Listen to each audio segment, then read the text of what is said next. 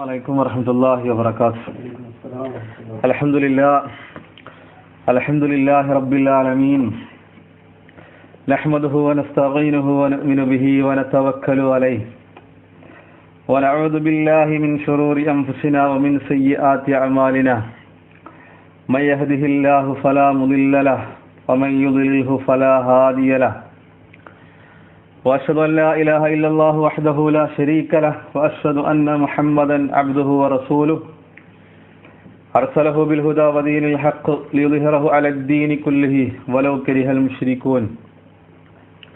اللهم صل على محمد وعلى آل محمد كما صليت على إبراهيم وعلى آل إبراهيم. اللهم بارك على محمد وعلى آل محمد كما باركت على إبراهيم وعلى آل إبراهيم إنك حميد مجيد. أما بعد فإن خير الحديث كتاب الله وخير الهدي هدي محمد صلى الله عليه وسلم وشر الأمور محدثاتها وكل محدثة بدعة وكل بدعة ضلالة وكل ضلالة في النار. أعوذ بالله من الشيطان الرجيم. يا أيها الذين آمنوا اتقوا الله حق تقاته ولا تموتن إلا وأنتم مسلمون. إن أريد إلا الإصلاح ما استطعت وما توفيقي إلا بالله عليه توكلت وإليه أنيب. رب اشرح لي صدري ويسر لي أمري واحلل عقدة من لساني يفقهوا قولي. ബഹുമാന്യരായ സഹോദരങ്ങളെ, കാരുണ്യവാനും സൃഷ്ടാവുമായ അല്ലാഹു സുബ്ഹാനഹു വ തആലയുടെ നിയമനിർദ്ദേശങ്ങൾ ജീവിതത്തിലുടനീളം അനുധാവനം ചെയ്യണമെന്ന്, പ്രാവർത്തികമാക്കി ജീവിക്കണമെന്ന് ആമുഖമായി എന്നോടെന്ന പോലെ ഓരോരുത്തരോടും ഓർമ്മിപ്പിക്കുകയാണ്. സലഫി മൻഹജും സംഘടനാ മൻഹജും എന്ന വിഷയത്തിന്റെ ഭാഗമായിക്കൊണ്ട് ദഅവാ സമിതി ഉന്നയിച്ചുകൊണ്ടിരിക്കുന്ന ആരോപണങ്ങളുടെ നിജസ്ഥിതി എന്താണ് എന്ന് വ്യക്തമാക്കുന്നതിന് വേണ്ടിയിട്ടാണ് നമ്മൾ ഇത്തരത്തിലൊരു പരിപാടി ഇവിടെ സംഘടിപ്പിച്ചിട്ടുള്ളത്. പറയുന്ന ഓരോ കാര്യങ്ങളും വ്യക്തമായി മനസ്സിലാക്കുകയും ഹക്കാണ് പറയുന്നത് എങ്കിൽ അത് ഉൾക്കൊണ്ടുകൊണ്ട് ജീവിക്കാൻ ശ്രമിക്കുകയും ചെയ്യണമെന്ന് ആമുഖമായി ഓർമ്മിപ്പിക്കുകയാണ്. സത്യത്തെ സത്യമായി മനസ്സിലാക്കാനുള്ള തൗഫീഖ് അല്ലാഹു നമുക്ക് എല്ലാവർക്കും പ്രദാനം ചെയ്യുമാറാകട്ടെ. ഇങ്ങനെ പ്രത്യേകമായി ഒരു ടൈറ്റിൽ നൽകിക്കൊണ്ട് ഈ വിഷയം തന്നെ തിരഞ്ഞെടുക്കാനുള്ള കാരണം, 2013 ആഗസ്റ്റ് മാസം മുതൽ ആരംഭിച്ച ഈ കള്ളപ്രചരണങ്ങൾ ഇന്നും തുടർന്നു കൊണ്ടിരിക്കുന്നു എന്നുള്ളത് കൊണ്ടാണ്. ആരോപണം അവസാനിപ്പിക്കാതെ ആരോപണങ്ങൾ ഇന്നും തുടർന്നുകൊണ്ടിരിക്കുന്ന പ്രത്യേകമായ പശ്ചാത്തലത്തിലാണ് ഈ ഒരു വിശദീകരണം സംഘടിപ്പിക്കാൻ നമ്മൾ നിർബന്ധിതരായത്.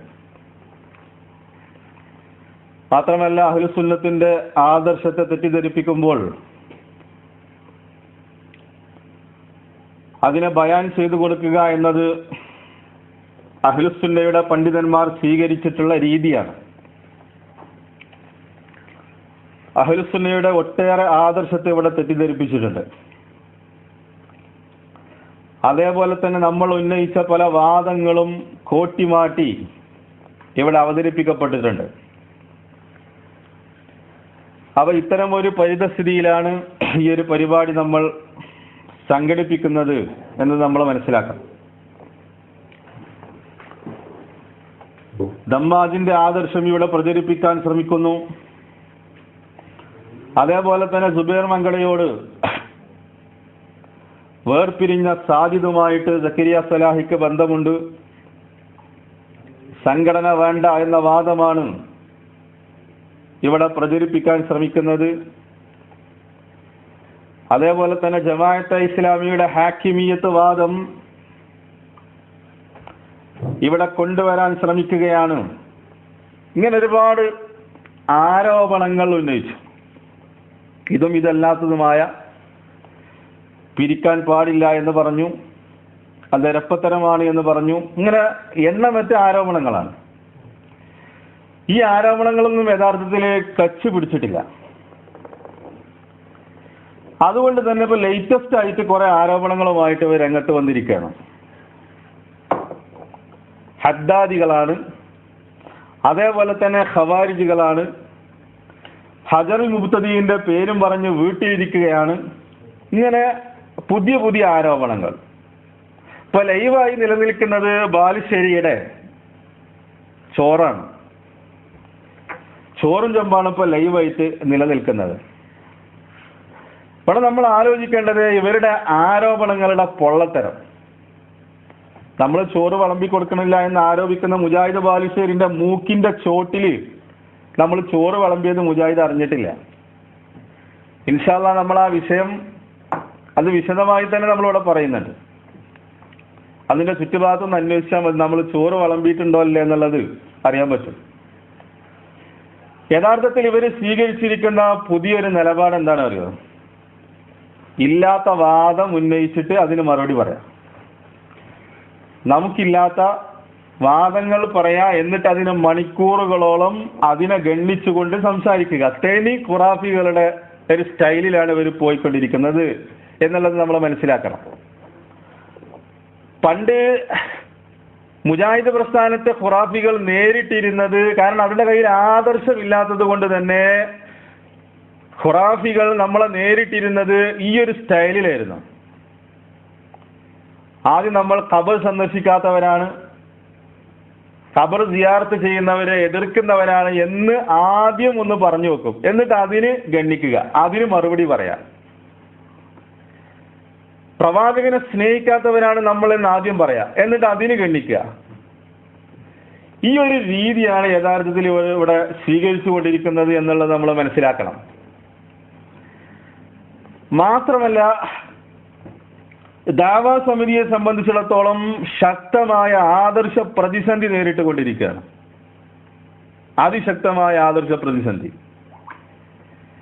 നാരിയത്ത് സ്വലാത്തിന്റെ വിഷയത്തിൽ അവർ സ്വീകരിച്ചിരിക്കുന്ന നിലപാട് എന്താണ് എന്നുള്ളത് അവർക്ക് പോലും അറിയില്ല.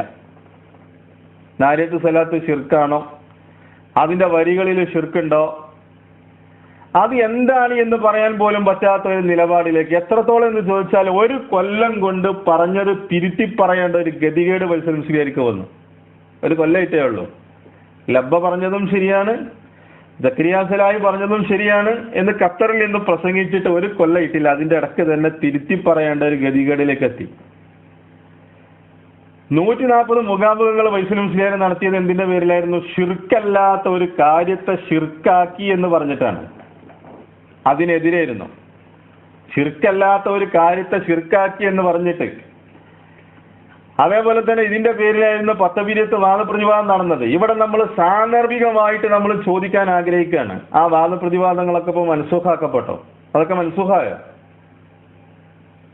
കാരണം നാരിയത്ത് സ്വലാത്തിന്റെ വരികളിൽ ഷിർക്കില്ല എന്ന് ഖത്തറിൽ പറഞ്ഞു പോയിട്ട് അത് തിരുത്തി. ഇത് തന്നെയല്ലേ കോക്കസിന്റെ ആളുകളും ചെയ്തത്. അതിനെതിരായിരുന്നു നമ്മൾ വാദപ്രതിവാദം സംഘടിപ്പിച്ചത്. അതിനെതിരായിരുന്നു നമ്മുടെ മുഖാമുഖങ്ങൾ. എല്ലാം ഷിർക്കാണെന്ന് പറയാൻ പറ്റില്ല എന്ന് പറഞ്ഞിട്ട് ആ ഷിർക്ക് ആരോപണത്തിനെതിരായിരുന്നു നമ്മൾ മറുപടി പറഞ്ഞത്. അതൊക്കെ മൻസൂഖായോ എന്നുള്ളത് ദേവാസമിതിക്കാരോട് വ്യക്തമാക്കേണ്ടതുണ്ട്. ഇത് മാത്രമല്ല, ആളുകൾ ഇപ്പോൾ പറഞ്ഞുകൊണ്ടിരിക്കുന്നത് എന്താ അറിയോ? അനസിന്റെ തൗബയ്ക്ക് ശേഷം ഇനി ഫൈസൽ മുസ്ലിയാരുടെ ഒരു തൗബ കൂടി ആളുകൾ പ്രതീക്ഷിച്ചിരിക്കുകയാണ്. ആ തൗബ എന്നാണ് എന്ന് ജനങ്ങൾ കാത്തിരിക്കുകയാണ് ഇപ്പോൾ. കാരണം അക്കോലത്തിലാണ് ഇവരുടെ രീതികൾ. നമുക്ക് പേടി എന്താ വെച്ചാല്, ഇബാദല്ലാഹി അയിനൂനി എന്ന വിഷയത്തെ പോലും ഇനി തിരുത്തോ എന്നുള്ളതാണ് നമ്മുടെ പേടി. ഇബാദല്ലാ എന്ന വിഷയം ഇനി അത് തിരുത്തോ എന്നുള്ള പേടി നമുക്കുണ്ട്. അപ്പൊ ഇതാണ് നാരിയത്ത് സ്വലാത്തിന്റെ കോലം. ഇൻഷാ അല്ലാഹ് നമ്മളത് വിശദമായിട്ട് നമ്മൾ എന്താണ് അതിൽ ഇവർ കാണിച്ച തട്ടിപ്പുകൾ എന്നുള്ളത് നമ്മളിവിടെ വ്യക്തമാക്കുന്നുണ്ട്. നമ്മൾ ഇതേപോലെ തന്നെ റുഖിയ ശറഈയുടെ വിഷയം നാട് നീളെ കോക്കസിന്റെ ആളുകള് റുഖിയ ശറഈയുടെ പേരിൽ ഇസ്ലാം പഠിപ്പിച്ച ആദർശത്തെ, ഇസ്ലാം പഠിപ്പിച്ച റുഖിയയെ കളിയാക്കി പരിഹസിച്ചുകൊണ്ട് നടന്നപ്പോ ഒന്ന് പ്രതികരിക്കാൻ പോലും സാധിക്കാതെ മൗനം പാലിച്ചു നിൽക്കേണ്ട ഒരു ഗതികേട് ദേവാ സമിതിക്ക് വന്നു. മാത്രമല്ല റുഖിയയുമായി ബന്ധപ്പെട്ട വിഷയങ്ങളിൽ കൃത്യമായൊരു നിലപാട് പറയാൻ ഇവർക്ക് ഇതുവരെ സാധിച്ചിട്ടില്ല. ജിന്ന് ബാധിച്ച ഒരാളെ അടിക്കാൻ പാടുണ്ടോ അല്ലേ, അത് ബിദഅത്താണോ അല്ലേ, കൃത്യമായൊരു നിലപാട് ഇവർ പറഞ്ഞിട്ടില്ല. അതേപോലെ തന്നെ ജിന്ന് ബാധിച്ച ഒരാളെ ചികിത്സിക്കാൻ പാടുണ്ടോ അല്ലേ, അത് ചികിത്സിക്കണം എന്ന് പറഞ്ഞതിന് ഒരുപാട് നമ്മളെ ആക്ഷേപിച്ച ആളുകളാണ് KNMന്റെ ആളുകൾ. ഇപ്പൊ ജാമിയത്തുൽ ഹിന്ദിന്റെ ഉദ്ഘാടനവുമായി ബന്ധപ്പെട്ട പ്രഭാഷണത്തിൽ ഫൈസൽ മുസ്ലിയാർ പറഞ്ഞത് എന്താ, ഇവിടെ ജിന്നറക്കലും അടിക്കലൊന്നും നടത്താനുള്ള കേന്ദ്രമല്ല എന്നുള്ളതാ പറഞ്ഞത് അല്ലേ. ജിന്ന് ബാധിച്ചാൽ ഇനി ഒന്ന് ചോദിക്കട്ടെ, ജാമിയത്തുൽ ഹിന്ദിൽ വെച്ചുകൊണ്ട് ഒരാൾക്ക് ജിന്ന് ബാധ ഉണ്ടായാൽ എന്താ ചെയ്യാം? ഇതൊക്കെ തന്നെയല്ലേ KNM പറഞ്ഞിട്ടുണ്ടായിരുന്നത്. അപ്പൊ അന്ന് ആ പള്ളി ഉദ്ഘാടനത്തോടനുബന്ധിച്ച് നടന്ന പരിപാടിയിൽ ഫൈസൽ മുസ്ലിയാർ പ്രസംഗിച്ചതാണത്. ഇത് അതിനുള്ള കേന്ദ്രമല്ല എന്നുള്ളതാണ്. നമ്മളൊരു കേന്ദ്രത്തിന്റെ കാര്യമല്ലല്ലോ നമ്മൾ സംസാരിച്ചത്.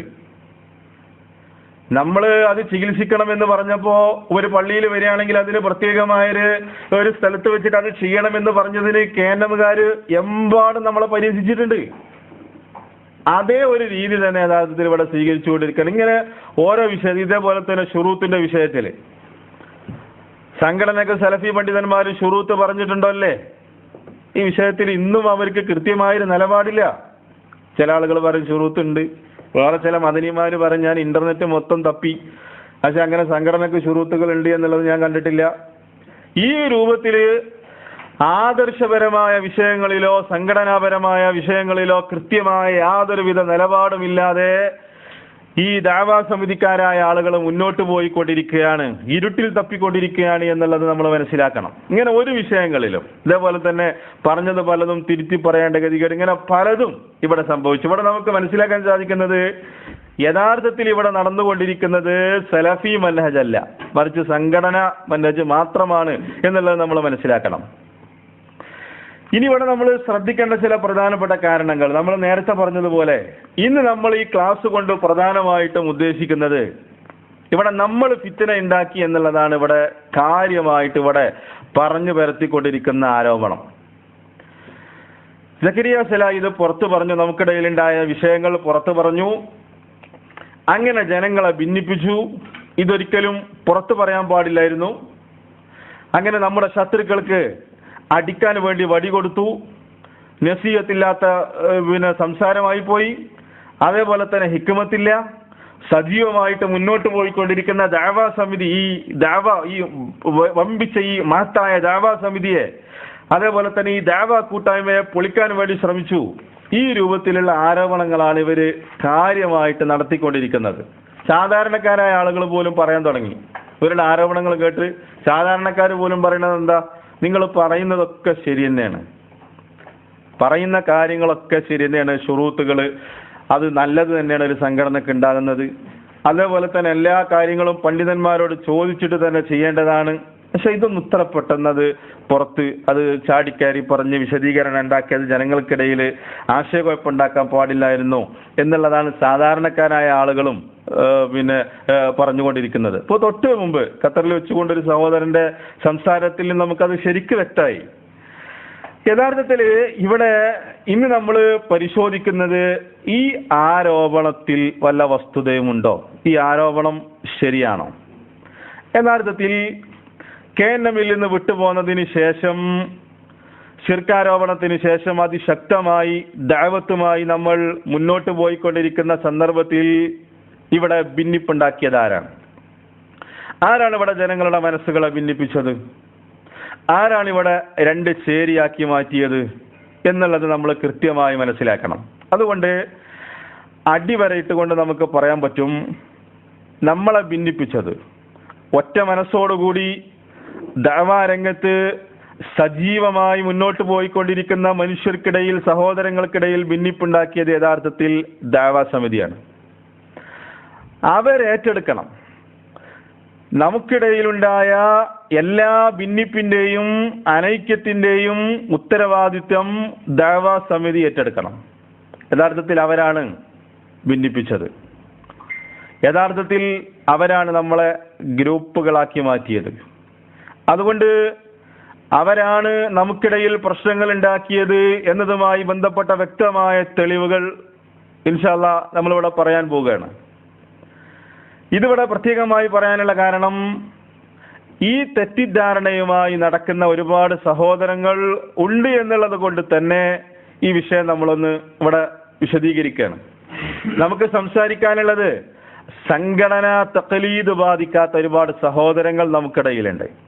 ഇപ്പൊ സിറാജുൽ ഇസ്ലാമിന്റെ പ്രഭാഷണം നടന്ന സന്ദർഭത്തിൽ സംഘടനയിലുള്ള ആളുകൾ പോലും നമ്മളെ വിളിച്ചിട്ട് പറഞ്ഞു, നിങ്ങൾ അതിന് മറുപടി കൊടുക്കണം, നിങ്ങൾ അതൊന്ന് വിശദീകരിക്കണം. കാരണം സലഫിയത്തിനെതിരായിട്ട് ഒരുപാട് കാര്യങ്ങൾ അതിൽ പറഞ്ഞിട്ടുണ്ട് എന്നുള്ളത് പിന്നെ സംഘടനയിൽ ഉള്ള ആളുകൾ തന്നെ, മുഖ്ലിസീങ്ങളായ ഇഖ്ലാസുള്ള ആളുകൾ തന്നെ നമ്മളെ വിളിച്ച് പലരും അത് പറഞ്ഞിട്ടുണ്ട്. അപ്പൊ നമുക്ക് സംസാരിക്കാനുള്ളത് ഈ തഖ്ലീദ് ബാധിക്കാത്ത, ഇതിപ്പോ ഏറ്റവും വലിയ പ്രശ്നം എന്താ, മദ്ഹബ് തഖ്ലീദിനെ എതിർത്ത, അതേപോലെ തന്നെ ബാക്കിയുള്ള എല്ലാ തഖ്ലീദിനെയും എതിർത്ത് പോലെ നമുക്ക് ബാധിച്ചിട്ടുള്ള വളരെ ഏറ്റവും പ്രധാനപ്പെട്ട തഖ്ലീദാണ് സംഘടനാ തഖ്ലീദ്. സംഘടന എന്ത് പറഞ്ഞോ അത് അംഗീകരിക്കുക എന്നുള്ള ഒരു രീതിയിലേക്ക് ആളുകൾ എത്തിപ്പോയിക്കൊണ്ടിരിക്കുകയാണ്. അതുകൊണ്ട് ഇവിടെ നമുക്ക് മനസ്സിലാക്കാനുള്ളത്, നമ്മൾ പറയാൻ പോകുന്ന കാര്യം, ഇവിടെ ജനങ്ങളെ, നമ്മുടെ ഇസ്ലാഹി പ്രവർത്തകരെ, നമ്മുടെ സലഫി പ്രവർത്തകരെ തമ്മിൽ യഥാർത്ഥത്തിൽ ഭിന്നിപ്പിച്ചത് ദഅവാ സമിതിയുടെ ആളുകളാണ്. ഇനി പറയാൻ പോകുന്ന പോയിന്റുകൾ നിങ്ങൾ നോട്ട് ചെയ്യണം. ഇനി പറയാൻ പോകുന്ന നമ്മൾ കുറച്ച് ഡേറ്റുകളാണ്. അതേപോലെ തന്നെ ഇവര് ഭിന്നിപ്പുണ്ടാക്കി, നമ്മളെ ചേരിയാക്കി, നമുക്കിടയിലുള്ള ഐക്യത്തെ തകർത്തു എന്നതിന്റെ ചില തെളിവുകളാണ്. സാധാരണക്കാർക്ക് വേണ്ടിയിട്ടാണ് നമ്മൾ ഈ കാര്യം പറയുന്നത്. കാരണം ഈ കാര്യങ്ങളൊക്കെ പറഞ്ഞിട്ട് നമ്മളൊരു സംഘടന ഉണ്ടാക്കിയിട്ട് അതിന് മെമ്പർഷിപ്പ് തരാൻ ഞങ്ങളെ കയ്യിൽ മെമ്പർഷിപ്പ് ഒന്നുമില്ല. അപ്പൊ ഈ വിഷയങ്ങൾ സാധാരണക്കാരെ ഒന്ന് ബോധ്യപ്പെടുത്തുക എന്നത് മാത്രമാണ് ഈ സന്ദർഭത്തിൽ നമ്മൾ ഉദ്ദേശിച്ചിട്ടുള്ളത്. അതുകൊണ്ടൊരല്പം ചരിത്രം നമ്മൾ ഈ വിഷയത്തിൽ മനസ്സിലാക്കണം.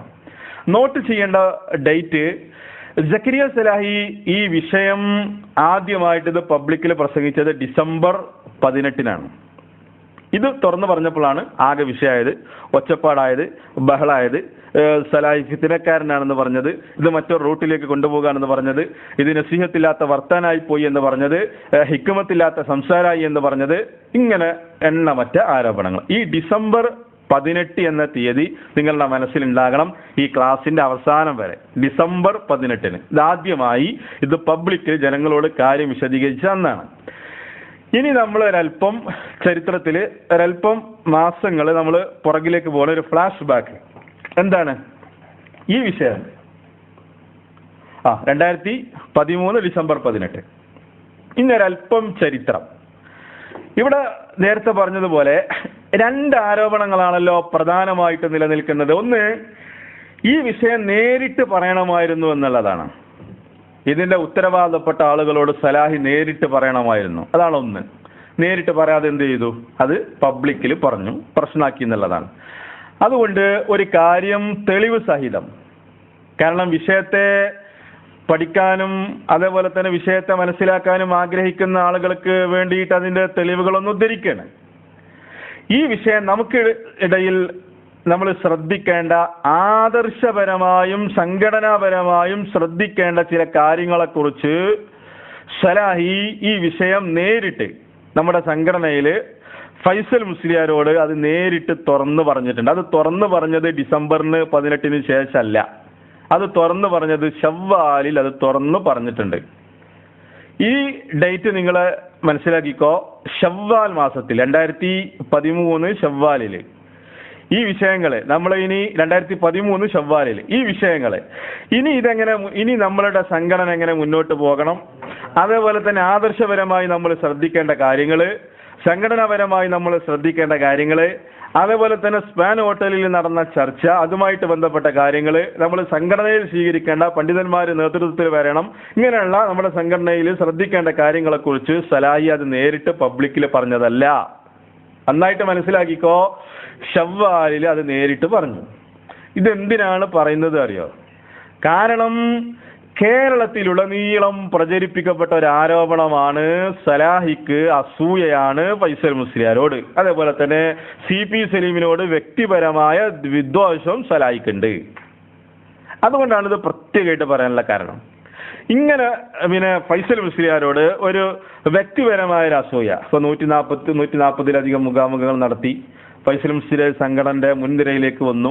അപ്പൊ അതുകൊണ്ട് സലാഹിക്ക് അസൂയ ഏതാണ്, ഇതൊക്കെയാണല്ലോ പറഞ്ഞ് പ്രചരിപ്പിക്കുന്നത്. ഞാനൊന്ന് ചോദിക്കട്ടെ, അങ്ങനെ ഒരു അസൂയ ഉണ്ടായിരുന്നെങ്കിൽ, വ്യക്തിപരമായ വിദ്വേഷം ഉണ്ടായിരുന്നെങ്കിൽ ഈ കാര്യം അയാളോട് തന്നെ നേരിട്ട് പറയോ? അത് വേറെ ആളുകളോട് പറഞ്ഞിട്ട് സംഘടനയിൽ ഫിത്തിന ഉണ്ടാക്കാനല്ലേ ശ്രമിക്കുക. പക്ഷേ നമ്മൾ മനസ്സിലാക്കുന്നു, ഈ വിഷയത്തിൽ നിന്ന് തന്നെ സലാഹിക്ക് ഈ വിഷയത്തിൽ നസീഹത്തായിരുന്നു ഉണ്ടായിരുന്നത്. അതുകൊണ്ടാണല്ലോ സംഘടനയുടെ ചുക്കാൻ പിടിക്കുന്ന, സംഘടനയുടെ കടിഞ്ഞാണ് പിടിക്കുന്ന ഫൈസൽ മുസ്ലിയാരോട് തന്നെ ആദ്യം ഈ വിഷയം ഫൈസൽ മുസ്ലിയാർ തന്നെ പറയുന്നുണ്ട്. മറ്റു പലരോടും പറയുന്നതിന്റെ മുമ്പ് ആദ്യം എന്ന് ഞാൻ മനസ്സിലാക്കുന്നു, ആദ്യം സലാഹി എന്നോട് ഈ വിഷയങ്ങൾ തുറന്നു പറഞ്ഞിട്ടുണ്ട് എന്ന് ഫൈസൽ മുസ്ലിയാർ തന്നെ പറഞ്ഞിട്ടുണ്ട്. ഇത് നിങ്ങൾക്ക് തെളിവ് തരാം. ഫൈസൽ മുസ്ലിയാർ തന്നെ തുറന്നു പറഞ്ഞിട്ടുണ്ട്. സംഘടനയിൽ തന്നെ മറ്റു പലരോടും പറയുന്നതിന് മുമ്പ് സലാഹി ഈ വിഷയം എന്നോട് തുറന്നു പറഞ്ഞിട്ടുണ്ട് എന്നുള്ളതാണ്. അപ്പൊ സലാഹിക്ക് ഈ സംഘടനയിൽ ഒരു ഫിത്തന ഉണ്ടാക്കണമായിരുന്നെങ്കിൽ, സലാഹി കുറച്ച് ആളെയും കൂട്ടിയിട്ട് ഈ സംഘടന ഭിന്നിപ്പിച്ചിട്ട് സലാഹിക്ക് നേതൃസ്ഥാനത്ത് വരണമായിരുന്നെങ്കിൽ ഫൈസൽ മുസ്ലിയാരോട് ഇത് പോയിട്ട് പറയേണ്ട കാര്യം ഉണ്ടായിരുന്നോ? നമ്മുടെ ഒരു സാമാന്യ ബുദ്ധി വെച്ചിട്ട് ഒന്ന് ചിന്തിച്ചാൽ പോരെ. അപ്പൊ അതുകൊണ്ട് ഫൈസൽ മുസ്ലിയാർ പറയുന്ന ആ ഭാഗം നിങ്ങളൊന്ന് കേട്ടോളി. ഇത് നിങ്ങൾക്കുള്ള തെളിവാണ്. നമുക്ക് സംസാരിക്കാനുള്ളത് ഈ ആളുകളോടാണ്. നിങ്ങൾക്കുള്ള ഒരു തെളിവ് നമ്മൾ തരാം. ഫൈസൽ മുസ്ലിയാർ തന്നെ അത് തുറന്ന്, സക്കരിയ സലാഹി പറയണതല്ല, ഫൈസൽ മുസ്ലിയാർ പറയണം, എന്നോട് ഈ വിഷയം ഷവ്വാലില് ഇത് സലാഹി നേരിട്ട് പറഞ്ഞിട്ടുണ്ട്. ആ ക്ലിപ്പ് നിങ്ങളൊന്ന് കേൾക്കാം.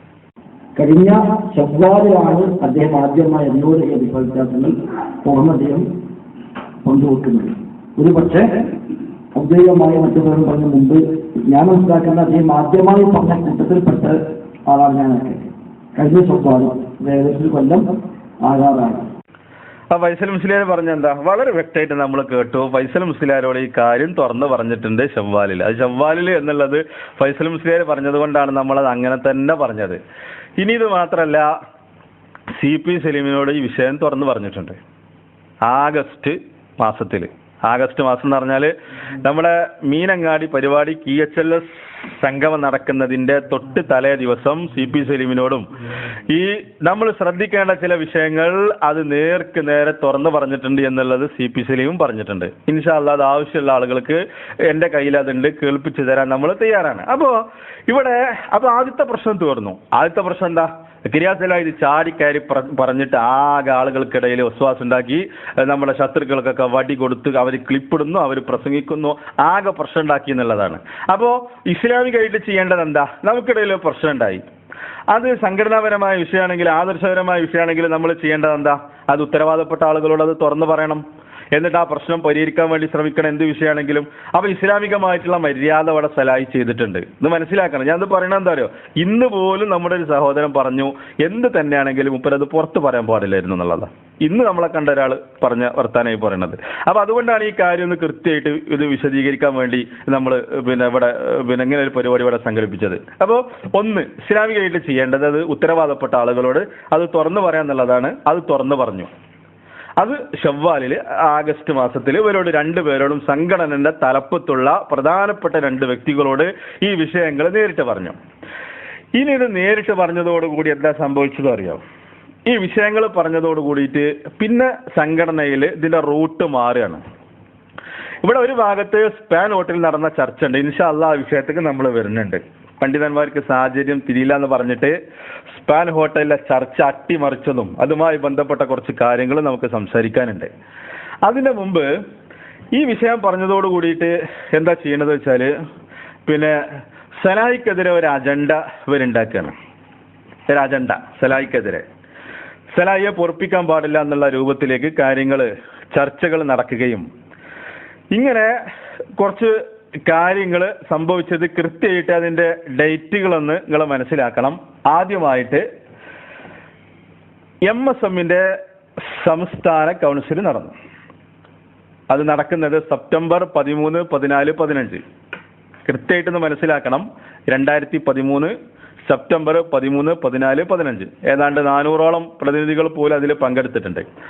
നമ്മുടെ എല്ലാ സംഘടനാ നേതാക്കന്മാരും അതിൽ പങ്കെടുത്തിട്ടുണ്ട്. ഗംഭീരമായി നടന്ന 3 ദിവസം നടന്ന ഒരു ഗംഭീരമായ കൗൺസിൽ. നമ്മൾ മനസ്സിലാക്കണം, അന്ന് സലാഹി പ്രസംഗിച്ചിട്ടില്ലല്ലോ.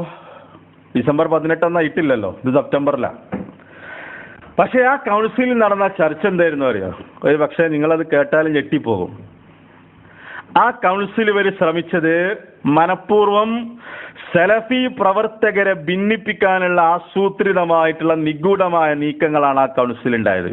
നിഷേധിക്കുകയാണെങ്കിൽ എൻ്റെ കയ്യിൽ തെളിവുണ്ട്. കാരണം ആ കൗൺസിലിൽ നടന്ന ചർച്ച എന്തായിരുന്നു അറിയോ? നമ്മുടെ MSM എങ്ങനെ മുന്നോട്ട് പോകണം എന്നുള്ളതല്ല, അവിടെ ദമ്മാജായിരുന്നു വിഷയം. മനസ്സിലാവുന്നുണ്ടോ? ഇത് പെരിന്തൽമണ്ണ സക്കരിയ സലാഹി പബ്ലിക്കിൽ പറഞ്ഞതോടെയാണ് ഇതാകെ കൊളായത് എന്നുള്ളതാണല്ലോ പറയണത്. സലാഹി ഫിത്ന ഉണ്ടാക്കി എന്നുള്ളതാണല്ലോ, കോളാക്കി എന്നുള്ളത്, സംഘടന കൊളാക്കി എന്നുള്ളതാ.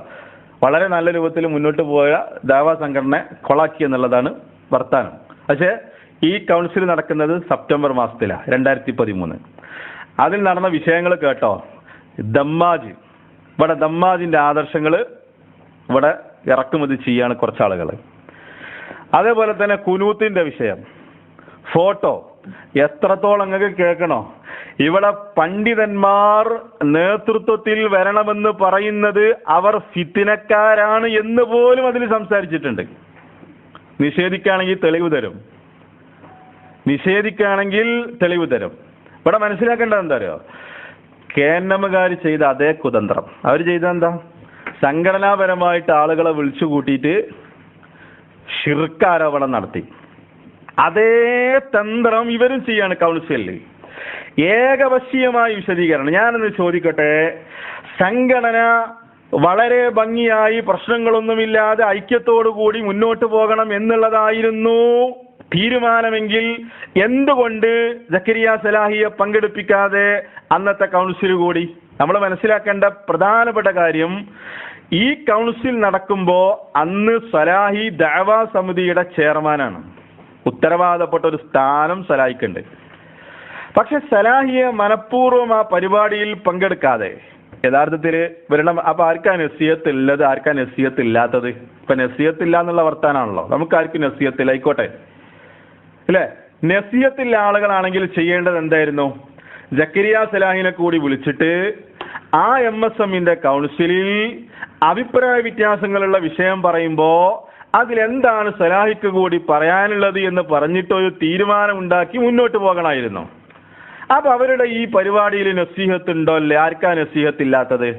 എന്നിട്ട് വളരെ മോശമായ സംസാരങ്ങളാണ്. കുനൂത്തിന്റെ ഒക്കെ വിഷയം സംസാരിക്കുന്നത് കേട്ടാലുണ്ടല്ലോ, വെറുതെ അല്ല നമ്മൾ ഈ സംഘടന ഈ സെറ്റപ്പ് നമ്മൾ പറയുന്നുണ്ടല്ലോ, ഇത് സലഫി മനേജല്ല സംഘടനാ മനേജാണെന്നുള്ളത്. ആ ചർച്ച കേട്ടാൽ നിങ്ങൾക്ക് ഇതിന്റെ കാര്യങ്ങൾ പെട്ടെന്ന് മനസ്സിലാക്കാൻ പറ്റും.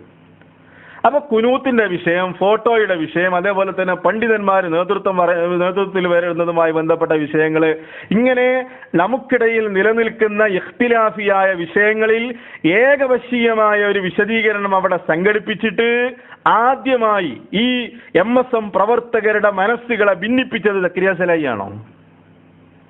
നിങ്ങൾ ധൈര്യം ഉണ്ടെങ്കിൽ ഇത് മറുപടി പറയും. ഇത് നിങ്ങൾ നിഷേധിക്കുകയാണെങ്കിൽ അതിന്റെ തെളിവ് നമ്മൾ കൊണ്ടുവരും. നമ്മൾ സംസാരിക്കുന്നത് സാധാരണക്കാരായ ആളുകളോടാണ്.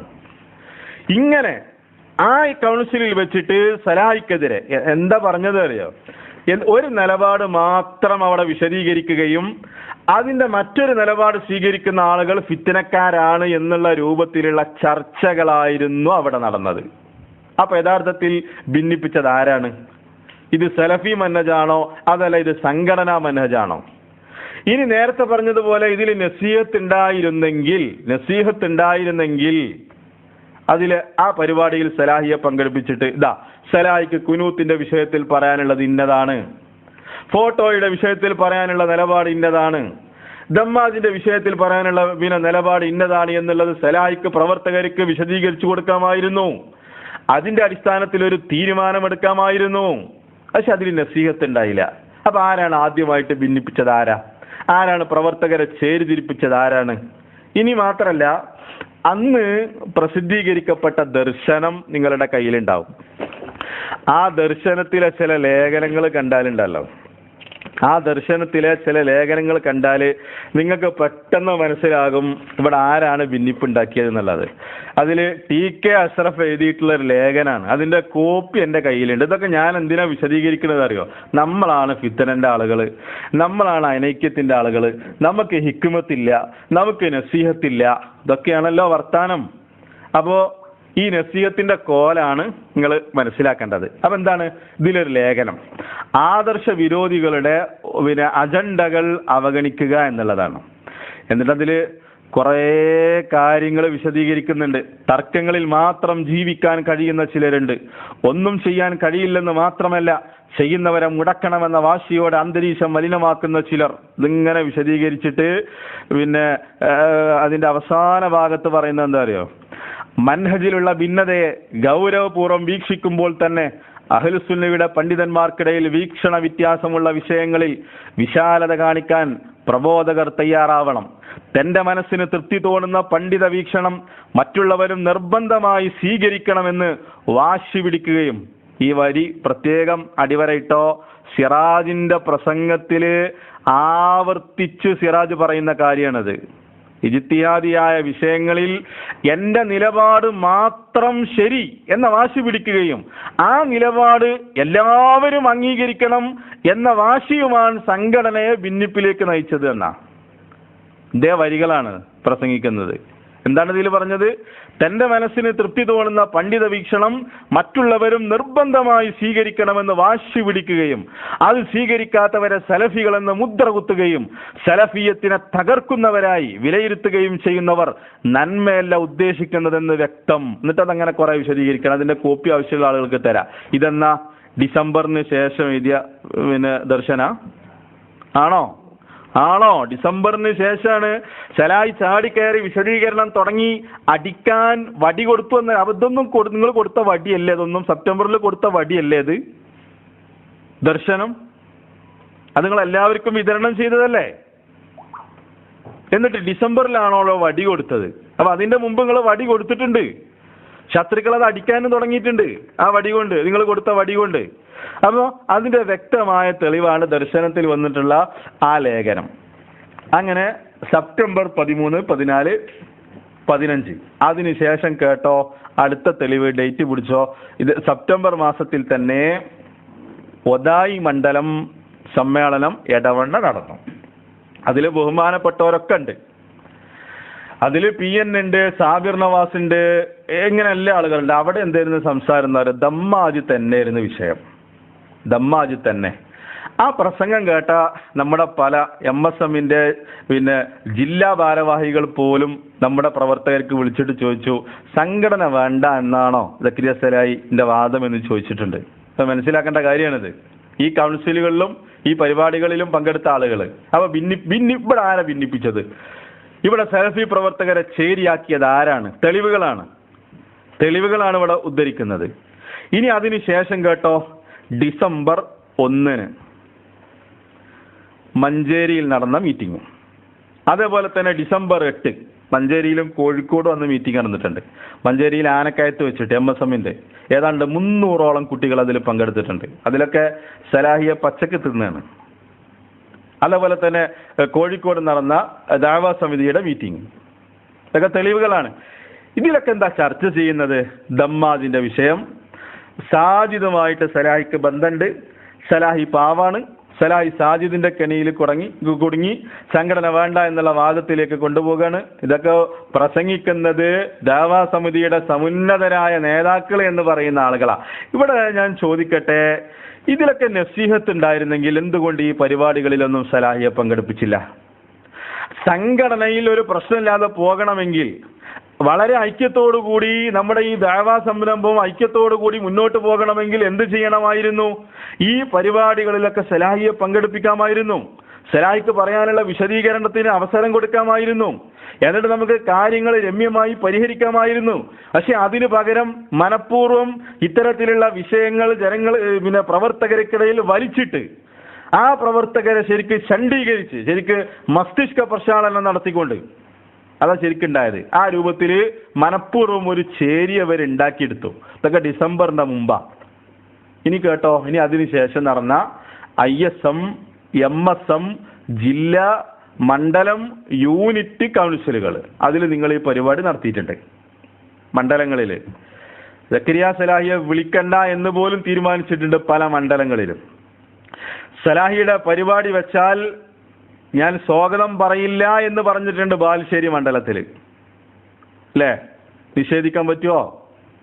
അന്ന് ഡിസംബർ 18 ആയിട്ടുണ്ടോ?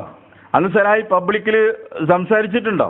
സലാഹി ആണല്ലോ ഭിന്നിപ്പിച്ചതെന്നാണല്ലോ അന്ന് തീരുമാനിച്ചിട്ടുണ്ട്. പല പരിപാടികളിലും പല സ്ഥലത്ത് ഇവർ പറഞ്ഞത് എന്താ അറിയോ? ഇങ്ങനെ ചേരി തിരിച്ചു, ജനങ്ങളെ ഭിന്നിപ്പിച്ചു, എന്നിട്ട് പറഞ്ഞ എന്താ അറിയോ? 2 തോണിയിലും കാലിട്ട് പോകുന്നത് നടക്കൂല എന്നുള്ളതാ. ഖത്തറിൽ വന്നപ്പോ പോലും അത് പറഞ്ഞിട്ടുണ്ട്. 2 തോണിയിലും കാലിട്ട് പോകല് നടക്കൂല. ഈ രൂപത്തിൽ ജില്ലാ മണ്ഡലം യൂണിറ്റ് മീറ്റിങ്ങുകളിലൂടെ, അതേപോലെ തന്നെ ദഅവാ മീറ്റിങ്ങുകളിലൂടെ, അതേപോലെ തന്നെ ക്യാമ്പുകളിലൂടെ മണിക്കൂറുകളോളം നീണ്ടു നിൽക്കുന്ന ക്യാമ്പുകൾ നടന്നിട്ടുണ്ട്. രാത്രി നട്ടപ്പാതിരിക്ക് പോലും മീറ്റിങ്ങുകൾ നടന്നിട്ടുണ്ട്. അങ്ങനെ മീറ്റിങ്ങുകൾ നടത്തി യഥാർത്ഥത്തിൽ 99കളില് വളണ്ടിയർ കോറുകാരുണ്ടല്ലോ, മടവൂരിന്റെ പരിശീലന ട്രെയിനിങ് കിട്ടിയ വളണ്ടിയർ കോറുകാർ എടുത്ത അതേ പണി ഇവർ ഈ സംഘടനയിൽ എടുത്ത് സംഘടന പൊളിച്ചു, സംഘടനയെ ശരിയാക്കി. ഇവരാദ്യം ചെയ്യുന്ന തന്ത്രം എന്താ അറിയോ? ഇങ്ങനെ സംഘടനാ ചാനൽ കൊടുത്ത് പ്രചരിപ്പിച്ചിട്ട് ജനങ്ങളെ 2 ചേരിയാക്കുക. 92 മുതൽ വളണ്ടിയർ കോറുകാർ ഈ പണിയെടുത്തു. അങ്ങനെ 2002 നമ്മൾ ഭിന്നിച്ചു. നമ്മൾ അന്ധവിശ്വാസം പ്രചരിപ്പിക്കുന്നു, ശിർക്ക് പ്രചരിപ്പിക്കുന്നു, പിന്നെ മനഹജ് എന്ന പേര്, സലഫി മനഹജ് എന്ന പേരിൽ 5ാം മദ്ഹബ് കൊണ്ടുവരുന്നു. ഈ രൂപത്തിൽ ശരിക്കും ഈ വളണ്ടിയർ കോറുകാർ പണിയെടുത്തതിന്റെ ഫലമായിട്ട് 2002 നമ്മൾ ഭിന്നിച്ചു.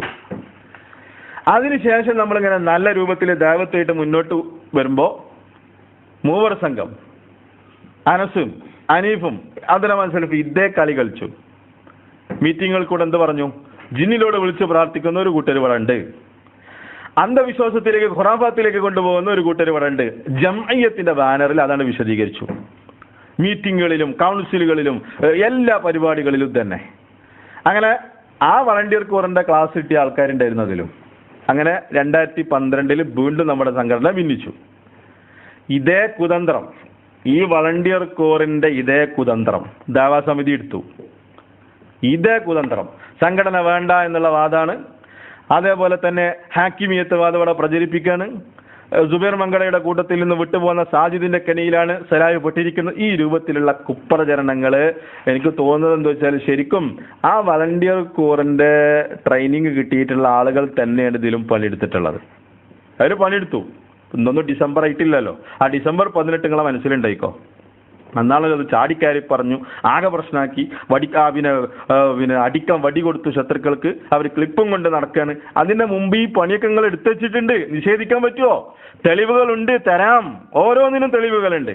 ഓരോന്നിനും ഈ പറഞ്ഞതിന് ഓരോന്നിനും ഇങ്ങനെ സലാഹിക്കെതിരെ മനഃപൂർവ്വം ഈ രൂപത്തിലുള്ള മീറ്റിങ്ങുകളും പരിപാടികളും ഇങ്ങനെ തെറ്റിദ്ധരിപ്പിക്കലും കള്ളപ്രചരണങ്ങളും നടത്തിയിട്ടുണ്ട് എന്നുള്ളതിന്റെ വ്യക്തമായ തെളിവുകളുണ്ട്. ഇനി നിങ്ങൾ ശ്രദ്ധിക്കേണ്ട ഒരു കാര്യം എന്താ അറിയോ? നമ്മുടെ ഒരു പ്രശ്നം ഉണ്ടായി, എന്താ ചെയ്യേണ്ടത്? ഒരു പ്രശ്നം ഉണ്ടായി, എന്താ ചെയ്യേണ്ടത്? അത് മസ്ലഹത്താക്കാൻ വേണ്ടി ശ്രമിക്കണം. ഇസ്ലാമികമായിട്ട് ചെയ്യേണ്ടത് അതല്ലേ? അത് മസ്ലഹത്താക്കാൻ വേണ്ടി ശ്രമിക്കണം. പക്ഷെ മസ്ലഹത്തിന് പോലും ഈ ആളുകൾ സമ്മതിച്ചിട്ടില്ല. രേഖ വേണമെങ്കിൽ നമ്മുടെ കയ്യിലുണ്ട്, രേഖ വേണോ നമ്മുടെ കയ്യിലുണ്ട്. അള്ളാന്റെ കിതാബിലുള്ള ഒരു നിർദ്ദേശം പോലും അതുപോലും പരിഗണിക്കാത്ത ഈ ആളുകൾ. സിറാജിനോട് പറയാനുള്ളത് റിഫ്കൻ അഹ്ലുസുന്ന ഞങ്ങൾക്ക് വായിച്ചു തന്നിട്ട് കാര്യമില്ല. മസ്ലഹത്തിന് പോലും ഇവര് സമ്മതിച്ചിട്ടില്ല. മസ്ലഹത്തിന് പോലും അംഗീകരിക്കാതെ ഈ സംഘടനയെ ശരിയാക്കിയ ആൾക്കാരുണ്ടല്ലോ, അവർക്ക് വായിച്ചു കൊടുക്കുക, അവർക്കൊന്ന് ട്യൂഷൻ എടുത്തു കൊടുക്കുക എന്നാണ് സിറാജിനോട് സാന്ദർഭികമായിട്ട് പറയാനുള്ളത്. റിഫ്കൻ അഹ്ലുസുന്നയൊക്കെ കുറെ പറയുന്നുണ്ടല്ലോ, നമ്മൾ പരസ്പരം കാരുണ്യം കാണിക്കണം, അഹ്ലുസുന്നത്തിന്റെ ആളുകളാണെങ്കിൽ തമ്മിൽ തെറ്റിപ്പോകല വേണ്ടത്, പിണങ്ങിപ്പോകല വേണ്ടത്, ഇങ്ങനെ ഗംഭീരമായിട്ടുള്ള പ്രസംഗം നടത്തുന്നുണ്ടല്ലോ. അത് ആദ്യം ട്യൂഷൻ കൊടുക്കേണ്ടത് ഈ ദഅവാ സമിതിന്റെ ആളുകൾക്കാണ്. പല തവണ നടന്ന മസ്ലഹത്തിന്റെ ശ്രമങ്ങൾ. ഞാൻ പറയുന്നത് എന്താ? ഇസ്ലാമികമായിട്ട് ഒരു പ്രശ്നമുണ്ടായാൽ ഇസ്ലാമികമായിട്ട് ചെയ്യേണ്ടത് എന്താ? അത് ഒരു സുൽഹിലെത്തിക്കണം. അങ്ങനെ പലതവണ അത് നടന്നു. അമീറിന്റെ വീട്ടിൽ വെച്ചിട്ട് നടന്നിട്ടുണ്ട്. നിഷേധിക്കാൻ പറ്റുമോ?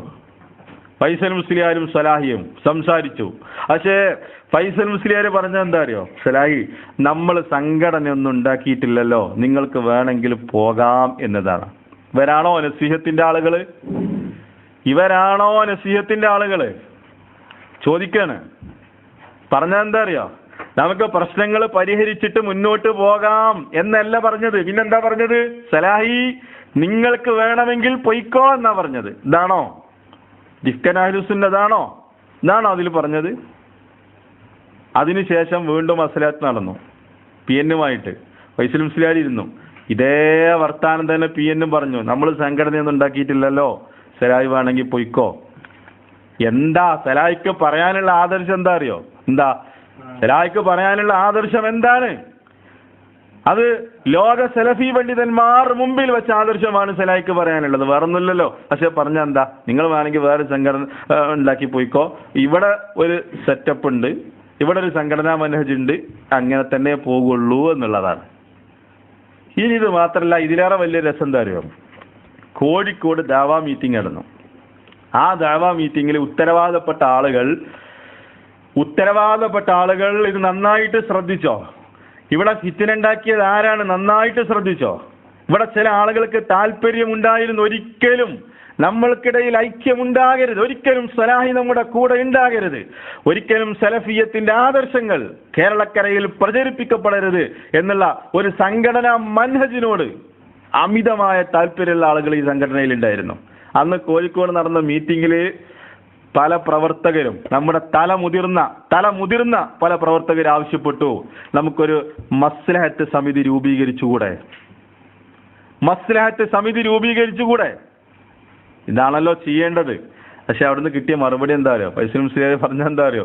അത് മസ്ലഹത്തൊന്നും ഇപ്പോൾ ഇവിടെ നമ്മൾ രൂപീകരിക്കണില്ല, സ്നേഹമുള്ള ആൾക്കാർ സക്കരിയ സലാഹിനോട് നേരിട്ട് പറഞ്ഞു കൊടുത്താൽ മതി എന്നുള്ള പരിഹാസത്തിന്റെ സ്വരത്തിലുള്ള ഒരു മറുപടിയായിരുന്നു ആ മീറ്റിംഗിൽ ഉണ്ടായത്. പ്രധാനപ്പെട്ട ആളുകളും കാര്യപ്പെട്ട ആളുകളൊക്കെ പങ്കെടുത്ത ദഅവാ മീറ്റിംഗിൽ, കോഴിക്കോട് വെച്ച് നടന്ന ദഅവാ മീറ്റിംഗിൽ ഫൈസൽ മുസ്ലിയാർ ഇത് ആവശ്യപ്പെട്ടപ്പോൾ കൊടുത്ത മറുപടിയാണ്, നിങ്ങൾക്ക് നിഷേധിക്കാൻ പറ്റുമെങ്കിൽ നിഷേധിക്കും, ഞാൻ അതിന്റെ തെളിവ് ഞാൻ ഹാജരാക്കി തരാം. അപ്പൊ ഈ മസ്ലഹത്തിന് പോലും സമ്മതിക്കാത്ത ആളുകളാണ് യഥാർത്ഥത്തിൽ എന്ത് ചെയ്യണത്? ഒരു പ്രശ്നം ഉണ്ടായാൽ അതല്ല, വേറൊന്നും നമുക്ക് ചെയ്യാനുള്ളല്ലോ. ഐക്യത്തോടു കൂടി പ്രശ്നങ്ങൾ ഉണ്ടാകും, സ്വാഭാവികമാണ്. അഭിപ്രായ വ്യത്യാസങ്ങൾ ഉണ്ടാകും, ഇഖ്തിലാഫുകൾ ഉണ്ടാകും. അത് പരിഹരിക്കാനല്ലേ മസ്ലഹത്ത് ഉണ്ടാക്കുന്നത്? അതല്ലേ ഖുർആൻ പറഞ്ഞത്? വഇൻ ത്വായിഫതാനി മിനൽ മുഅ്മിനീന ഇഖ്തതലൂ ഫഅസ്ലിഹൂ ബൈനഹുമാ എന്നുള്ളത് ഖുർആൻ പറഞ്ഞത് അതല്ലേ? ആ ഖുർആനിന്റെ താല്പര്യത്തെ പോലും തള്ളിക്കളഞ്ഞ് ഈ പ്രസ്ഥാനത്തിൽ ഭിന്നിപ്പുണ്ടാക്കണമെന്ന് ചില ആളുകൾ ആഗ്രഹിച്ചിട്ടുണ്ടായിരുന്നു എന്നുള്ളത് നമ്മൾ മനസ്സിലാക്കണം. സംഘടനാ തഖ്ലീദ് തലയിൽ കയറാത്ത ആളുകളോടാണ് ഈ സന്ദർഭത്തിൽ ഞാൻ സംസാരിക്കുന്നത്. നിഷ്പക്ഷരായ ആളുകൾ കുറെ ഉണ്ട്, അവർക്ക് വേണ്ടിയിട്ടാണ് ഈ സംസാരം. അവർ തെളിവ് കിട്ടിയാൽ അത് അംഗീകരിക്കും, അവർ തെളിവ് കിട്ടിയാൽ മാറും, അവർ ഹക്കിന്റെ കൂടെ നിൽക്കണമെന്ന് താല്പര്യമുള്ള ആളുകളാണ്. ഈ സലഫിയത്ത് കേരളത്തിലും പുലർന്നു കാണണമെന്ന് ആഗ്രഹിക്കുന്ന ആളുകളാണ്, അവർക്ക് വേണ്ടിയിട്ടാണ് ഈ സംസാരം. ഇത് നിഷേധിക്കാൻ പറ്റുമോ?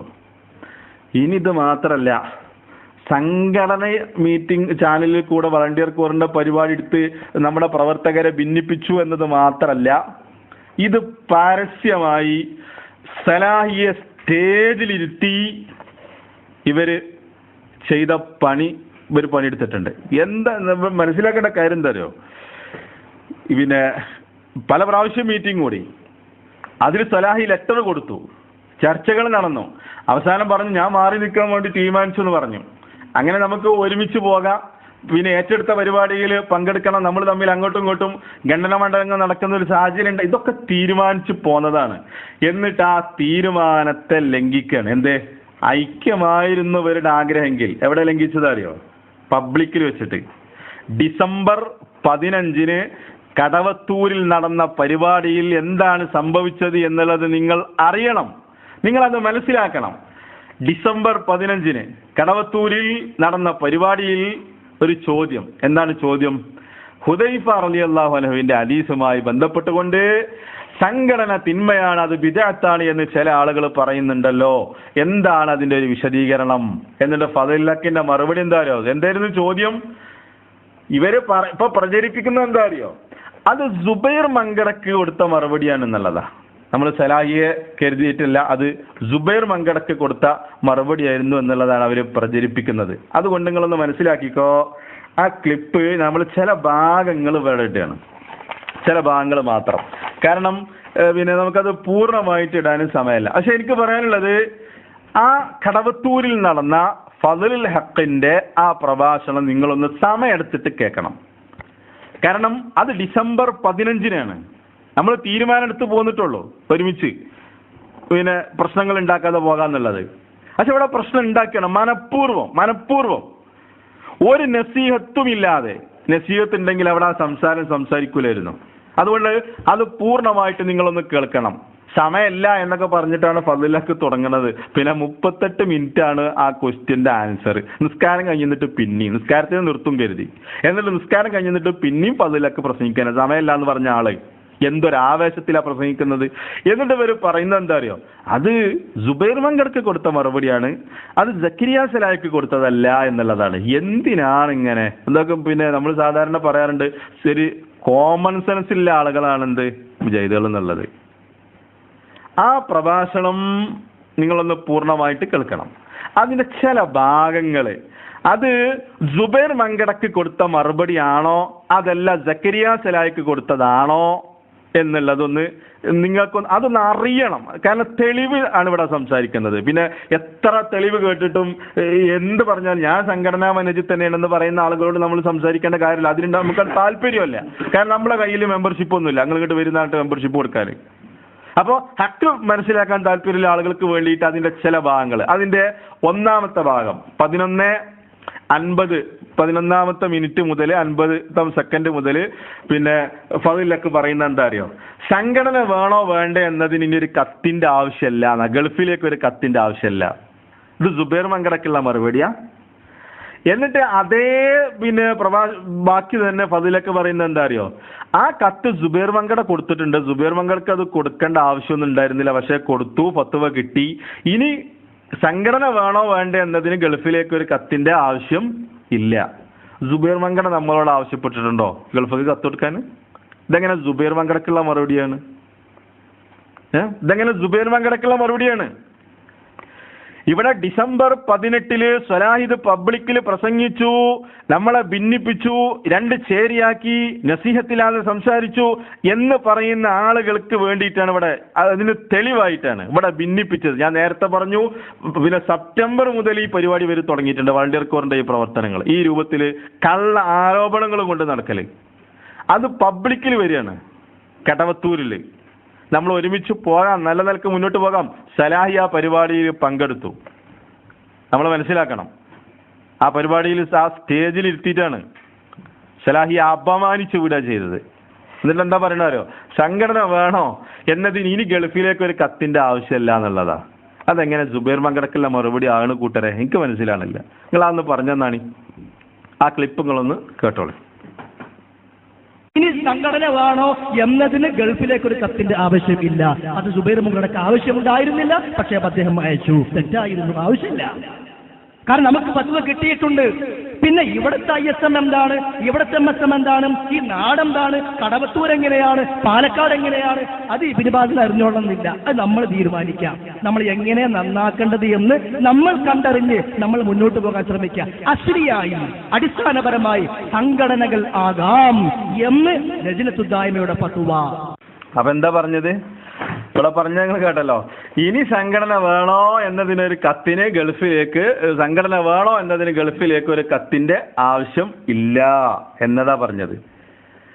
കത്ത് കൊടുക്കാൻ വേണ്ടി, നമ്മുടെ സംഘടനയോട് കത്ത് കൊടുക്കാൻ വേണ്ടി സുബൈർ മങ്കട ആവശ്യപ്പെട്ടിട്ടുണ്ടോ? ഇവിടെ ഏറ്റവും വലിയ രസം എന്താ അറിയോ, ഈ CP സലീമിനെ പ്രസംഗിച്ച എന്താ അറിയോ, ഇൽസം ബൈത്തൊക്കെ എന്ന ഹദീസും പിടിച്ചിട്ട് സുബൈർ മങ്കട പൂട്ടിപ്പോയി എന്നാ. 8-10 കൊല്ലം മറുപടി കൊടുക്കാൻ നടന്നിട്ട് മറുപടി കൊടുത്തത് വരാ സലാഹിനെ പോലത്തെ ആളുകളാ. എന്നിട്ട് ഇപ്പൊ നല്ല ഗംഭീര മറുപടി കൊടുക്കുക. എന്നിട്ട് പറയണത് പൂട്ടിപ്പോയ സുബൈർ മങ്കടക്കുള്ള മറുപടിയാണെന്ന്. അപ്പൊ ഇതെങ്ങനെ സുബൈർ മങ്കടക്കുള്ള മറുപടിയാണ്? ഇനി അതേ ഫളിലക്കിന്റെ പ്രസംഗത്തിന്റെ രണ്ടാമതൊരു ഭാഗം കേട്ടോ. ഇതേ ചോദ്യം തന്നെ ഫളിലക്ക് വീണ്ടും ആവർത്തിക്കുന്നുണ്ട്. 12:55 12ാമത്തെ മിനിറ്റ് മുതലുള്ള ഭാഗം ഒന്നുകൂടി നിങ്ങൾ കേൾക്ക്. ഇങ്ങനെ ഖുർആനിലേക്ക് ക്ഷണിക്കുന്ന, സുന്നത്തിലേക്ക് ക്ഷണിക്കുന്ന, സലഫുകളുടെ മൻഹജ് അനുസരിച്ചുകൊണ്ട് പ്രവർത്തിക്കുന്ന ഒരു സംഘടനയാണ് നമ്മുടെ കേരളത്തിലുമുള്ളത്. അപ്പൊ നമ്മളെ സംബന്ധിച്ചിടത്തോളം നമുക്ക് ഇനി ആ വിഷയത്തിൽ സംഘടന വേണോ വേണ്ട എന്നുള്ളതിന് ഇനി ഒരു പുതിയ കത്തിന്റെ ആവശ്യം ഇല്ല. അത് 2002 സുബൈർ മങ്കട എഴുതിയിട്ടുണ്ട്, കത്തിന് മറുപടി വാങ്ങിയിട്ടുണ്ട്. അദ്ദേഹം കൊടുത്ത കത്ത് ഇവിടെ ഉണ്ട്, മറുപടി ഇവിടെ ഉണ്ട്.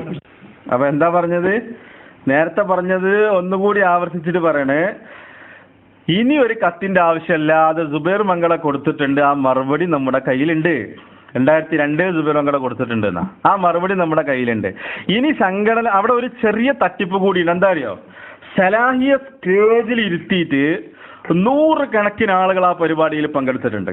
100 കണക്കിന് ആളുകൾ. അപ്പൊ ഇവിടെ ബദലക്കിന്റെ വാചകം എന്താ ശ്രദ്ധിച്ചോ? സംഘടന വേണോ വേണ്ടേ എന്നൊരു കത്ത്. ഇത് കേൾക്കുന്ന സാധാരണ ജനങ്ങൾക്ക് തോന്നുന്ന വികാരം എന്താ? സലാഹിന്റെ വാദം എന്താണ്? സംഘടന വേണോ വേണ്ടേ ഇതല്ലേ തോന്നുക? അങ്ങനെ ഒരു വാദം സലാഹിക്കുണ്ട് എന്നല്ലേ തോന്നുക? ഫദ്ലക്ക് ഇത് ആവർത്തിച്ച് പറയുന്നുണ്ട്. സംഘടന വേണോ വേണ്ടേ എന്നൊരു കത്ത്. ഇതാണോ ശരിക്കും നമ്മളെ തീരുമാനം? നമ്മുടെ തീരുമാനം എന്തായിരുന്നു? സ്പാൻ ഹോട്ടലിൽ നടന്ന തീരുമാനം എന്തായിരുന്നു? സംഘടന വേണോ വേണ്ടേ എന്നുള്ള ഒരു കത്തിനായിരുന്നു നമ്മൾ ആവശ്യപ്പെടണം എന്ന് പറഞ്ഞത് അല്ല. മനഃപൂർവ്വം സലാഹിയെ സ്റ്റേജിലിരുത്തി അപമാനിക്കുക ചെയ്യുന്നത്. എന്തിന്? അത് കേൾക്കുന്ന പിന്നെ അബ്ദുറഹ്മാൻ സലഫി ചെയ്ത തന്ത്രം ഉണ്ടല്ലോ, ജിന്നിനെ വിളിച്ച് പ്രാർത്ഥിക്കാൻ പാടില്ല എന്നുള്ള ആയത്തോതുക. അപ്പൊ ഇത് കേൾക്കുമ്പോൾ കേൾക്കുന്നവൻ എന്താ വിചാരിക്കുന്നത്? ജിന്നിനോട് പ്രാർത്ഥിക്കാം എന്ന് പറയുന്ന ആൾക്കാർ ഇക്കൂട്ടത്തിൽ ഉണ്ട് എന്നാ വിചാരിക്കുക.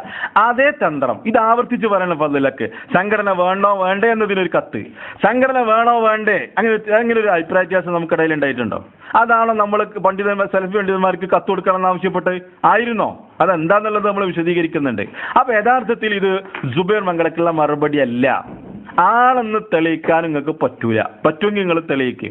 അതിന്റെ വേറെ തെളിവുകൾ ഞങ്ങളുടെ കയ്യിലുണ്ട്. ഇനി അതിൽ ഒരു ക്ലിപ്പ് കൂടി നിങ്ങൾ കേൾക്കണം. 22-29 അതിൽ പറയുന്നത് എന്താ അറിയോ? അതിൽ പറയുന്നത് ഫദ്ലക്ക് പറയണേ ഇപ്പൊ എന്താ പ്രശ്നം എന്നറിയോ നിങ്ങൾക്ക് എന്ന് പറഞ്ഞിട്ട് പറയണേ, സുബൈർ മങ്കടയുടെ കൂട്ടത്തിൽ നിന്ന് പകുതിയോളം കുട്ടികൾ സുബൈർ മങ്കടനെ ഒഴിവാക്കി പോന്നിട്ടുണ്ട്. ആ കുട്ടികൾ കൂടാരം കിട്ടാതെ അലഞ്ഞ് നടക്കാണ്. അവരിലൂടെ അവിടെ ഫിത്തന ഉണ്ടായിക്കൊണ്ടിരിക്കുന്നുണ്ട്. ഇതാരെക്കുറിച്ചാണ്? ഇതാരെക്കുറിച്ചാണ്? ഇത് നിങ്ങൾ കേൾക്കണം. ഇത് നിങ്ങൾ ഫുള്ള് കേൾക്കണം എന്നുള്ളത് എനിക്ക് പറയാൻ. ഞാൻ ചില ഭാഗങ്ങൾ മാത്രം നിങ്ങളെ കേൾപ്പിക്കാണ്. ഇത് മൊത്തം നിങ്ങൾ കേൾക്കണം. പറയണത് സുബൈർ മങ്കടയിൽ നിന്നും വിട്ടുപോകുന്ന കുട്ടികൾ കൂടാരം കിട്ടാതെ അലഞ്ഞുകൊണ്ടിരിക്കുകയാണെന്നുള്ളതാണ്.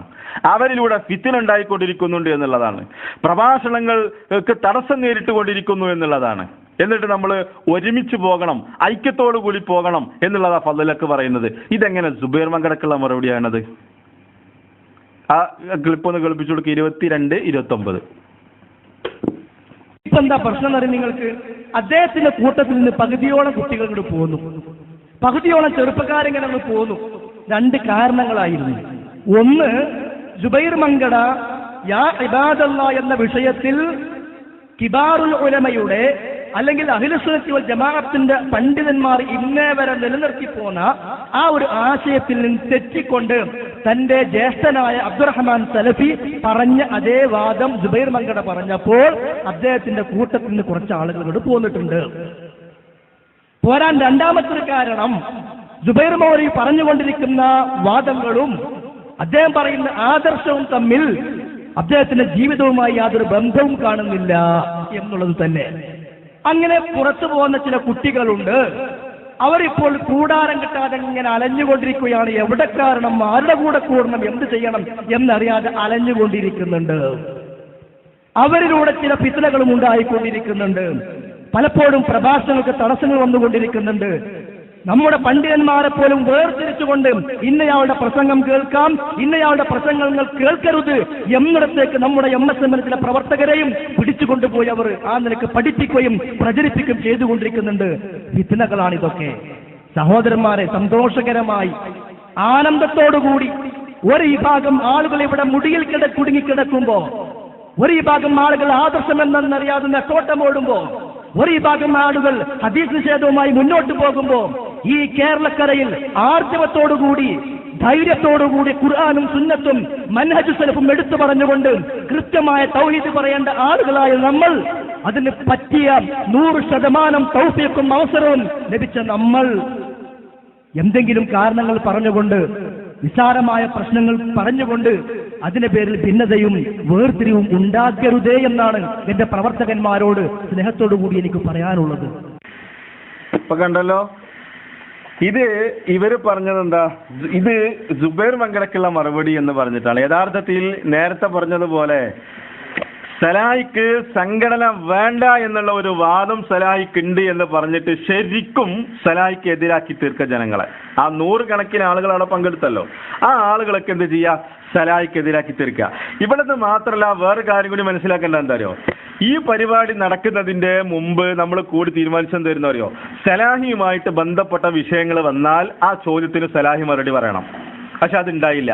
ഈ വിഷയത്തിൽ വന്ന ചോദ്യം എന്തായിരുന്നു അറിയോ, സംഘടന പാടില്ല എന്ന് പറയുന്ന ആളെ സ്റ്റേജിൽ ഇരുത്തിയിട്ട് നിങ്ങൾ എങ്ങനെ പരിപാടി നടത്തും, ഇതായിരുന്നു അവിടെ കിട്ടിയ ചോദ്യം. പക്ഷെ ആ ചോദ്യം വായിച്ചില്ല. എന്തായിരുന്നു ചോദ്യം? സംഘടന ഹറാമാണ്, പാടില്ല എന്ന് പറയുന്ന ആളെ സ്റ്റേജിൽ ഇരുത്തിയിട്ട് എന്താണ് ഈ പരിപാടി സംഘടിപ്പിച്ചിട്ട് എന്താ ഈ പരിപാടിയുടെ ലക്ഷ്യം, അതെങ്ങനെ ശരിയാവുന്നുള്ളതായിരുന്നു ചോദ്യം. ആ ചോദ്യം കിട്ടിയത് സക്കരിയ സലാഹിന്റെ കയ്യിലാണ്. ആ ചോദ്യം സലാഹി അതിന്റെ ഉത്തരവാദപ്പെട്ട ആളുകൾക്ക് കൊടുത്തു. ശരിക്കും അതിന് മറുപടി പറയേണ്ടത് ആരായിരുന്നു? സലാഹി ആയിരുന്നു. ഇനി അതല്ല, എന്ത് ഒരു മാന്യത അവിടെ കാണിക്കായിരുന്നു. എന്ത്, ഇപ്പൊ വലിയ നസീഹത്തിന്റെ ആൾക്കാരാണല്ലോ, അവർ ചെയ്യേണ്ടിയിരുന്നത് എന്തായിരുന്നു? സലാഹിക്ക് അങ്ങനെ ഒരു വാദമല്ല എന്നവിടെ പറഞ്ഞിരുന്നെങ്കിൽ, ഇത് നന്നായിട്ട് മനസ്സിലാക്കിക്കോ, ഈ ഉത്തരം ഫതുലക്ക് പറയുന്ന സന്ദർഭത്തിൽ അല്ലെങ്കിൽ അതിന്റെ ശേഷം മാത്രമല്ല, ഈ പരിപാടി ഇത് പിന്നെ മഗ്‌രിബിന്റെ തൊട്ട് മുമ്പ് പരിപാടി നിർത്തി. എന്നിട്ട് മഗ്‌രിബ് കഴിഞ്ഞ ശേഷം വന്നപ്പോ സലാഹി പറഞ്ഞു, ഒരു 5 മിനിറ്റ് എനിക്കിത് വിശദീകരിക്കാൻ സമയം വേണം. എന്തിന്? എനിക്ക് വിളി വന്നുകൊണ്ടിരിക്കുന്നു. കാരണം എന്നെ സ്റ്റേജിലിരുത്തിയിട്ടാണ് ഇത് പറയുന്നത്. സംഘടന വേണോ വേണ്ടേ എന്നൊരു കത്തിന് ഇനി പിന്നെ ഗൾഫിക്ക് പോകേണ്ട കാര്യമില്ല. ആളുകൾ എന്നോട് ചോദിക്കുന്നു, സലാഹി നിങ്ങൾക്ക് സംഘടന വേണ്ട എന്നുള്ള വാദമുണ്ടോ? നിങ്ങളെ സ്റ്റേജിലിരുത്തിയിട്ടാണല്ലോ പറഞ്ഞത്. നിങ്ങളുടെ മൗനത്തിൽ നിന്ന് ഞങ്ങൾ എന്താ മനസ്സിലാക്കേണ്ടത്? അങ്ങനെ വാദമുണ്ട് എന്നാണോ? അല്ലെങ്കിൽ നിങ്ങൾ കയറിയിട്ട് തിരുത്തണം എന്നുള്ള മെസ്സേജുകൾ വന്നു. അതേപോലെ തന്നെ കോളുകൾ വന്നു. അങ്ങനെ സംഘടനാ ഉത്തരവാദപ്പെട്ട ആളുകളോട് ഫൈസൽ മുസ്ലിയാരോട് പോയിട്ട് പറഞ്ഞു, 5 മിനിറ്റ് എനിക്ക് വിശദീകരിക്കാൻ സമയം തരണം. പക്ഷെ കൊടുത്തില്ല. അവിടെ വിശദീകരിക്കാൻ സമയം കൊടുത്തില്ല. യഥാർത്ഥത്തിൽ നമ്മൾ മനസ്സിലാക്കേണ്ടത് ഇതൊരു നാടകമായിരുന്നു. ശരിക്കും നമുക്കിടയിൽ ഭിന്നിപ്പുണ്ടാക്കണം എന്ന് തന്നെ വിചാരിച്ചിട്ട്, ഞാൻ പറഞ്ഞല്ലോ ഇത് സലഫി മൻഹജ് അല്ല. ഇനി കുറച്ചുകൂടി തെളിവ് കേൾക്കുമ്പോൾ നിങ്ങൾക്ക് മനസ്സിലാവും, ഇത് വെറും സംഘടനാ മൻഹജ് മാത്രമാണ്. വെറും സംഘടനാ മൻഹജ് മാത്രം. എന്നിട്ട് 38-40 മിനിറ്റോളം അവിടെ വിശദീകരിച്ചിട്ട്, ഞാനൊന്ന് ചോദിക്കട്ടെ, സലാഹി അവിടെ കയറി ഒന്ന് വിശദീകരിച്ചിരുന്നെങ്കിൽ എനിക്ക് അങ്ങനെ ഒരു വാദമില്ല, അല്ലെങ്കിൽ അതിന്റെ ഉത്തരവാദപ്പെട്ട ഫൈസൽ മുസ്ലിയാരോ CP സലീമോ സലാഹിക്ക് സംഘടന വേണ്ട എന്നുള്ള ഒരു വാദം, സലാഹിക്ക് സംഘടന വേണ്ട എന്നുള്ള ഒരു വാദം സലാഹിക്കില്ല എന്നവിടെ പറഞ്ഞിരുന്നെങ്കിൽ യഥാർത്ഥത്തിൽ ഈ ഭിന്നിപ്പ് തന്നെ ഉണ്ടാകരുതില്ല. എന്നിട്ട് അത് പറയാതെ ജനങ്ങളെ തെറ്റിദ്ധരിപ്പിച്ചിട്ട്, അങ്ങനെ ജനങ്ങളെ മനഃപൂർവ്വം ചേരി തിരിച്ച് നമ്മുടെ അനൈക്യത്തെ തകർത്ത്, എന്നിട്ട് നമ്മളിത് വിശദീകരിച്ചു കൊടുത്തപ്പോൾ നമ്മൾ പ്രശ്നക്കാര്, നമ്മൾ വിത്തിരണ്ടാക്കുന്ന ആളുകൾ. ഈ സംഭവം നടക്കുന്നത് ഡിസംബർ 15-നാണ്. മനസ്സിലാവുണ്ടോ? ഡിസംബർ 15-ന്. സലാഹി പ്രസംഗിച്ചത് എന്നാ? ഡിസംബർ 18-ന്. അപ്പൊ ആരവിടെ ചേരി ഉണ്ടാക്കിയത്? ആരവിടെ ഫിത്തിന ഉണ്ടാക്കിയത്? ആരവിടെ പ്രശ്നം ഉണ്ടാക്കിയത്? ഇവിടെ സത്യത്തെ മനസ്സിലാക്കണമെന്ന് ആഗ്രഹിക്കുന്ന ആളുകളോടാണ് നമ്മൾ ഈ സംസാരിക്കുന്നത്. അത് ഞാൻ ആവർത്തിച്ചു പറയണം. യഥാർത്ഥത്തിൽ മനഃപൂർവ്വം സലാഹിയെ സ്റ്റേജിലിരുത്തിവർ കളിച്ച ഒരു നാടകമായിരുന്നു യഥാർത്ഥത്തിൽ ഇത്. അപ്പോൾ ഇനി ആ ക്ലിപ്പുകൾ എന്ത് ചെയ്യണം? അത് പൂർണ്ണമായിട്ട് നിങ്ങളൊന്ന് കേൾക്കണം എന്നുള്ളതാണ് ഈ സന്ദർഭത്തിൽ എനിക്ക് പറയാനുള്ളത്. ഇനി മനസ്സിലാക്കേണ്ടത് എന്താ വെച്ചാല്, ഈ രൂപത്തില് കടവത്തൂര് പറഞ്ഞു, ഇങ്ങനെ കള്ളപ്രചരണങ്ങൾ നടത്തി. ഇവിടെ നടക്കുന്നത് എന്താ അറിയോ, നമ്മുടെ കേരളത്തിലുള്ള സംഘടനക്കൊരു പ്രത്യേകത ഉണ്ട്. ആ സംഘടനാ നേതാക്കൾ പറഞ്ഞാൽ ജനങ്ങൾ അംഗീകരിക്കും. അത് നമ്മുടെ സംഘടനയുടെ ഒരു പ്രത്യേകതയാണ്. അത് നമ്മുടെ സംഘടനയിലുണ്ട്.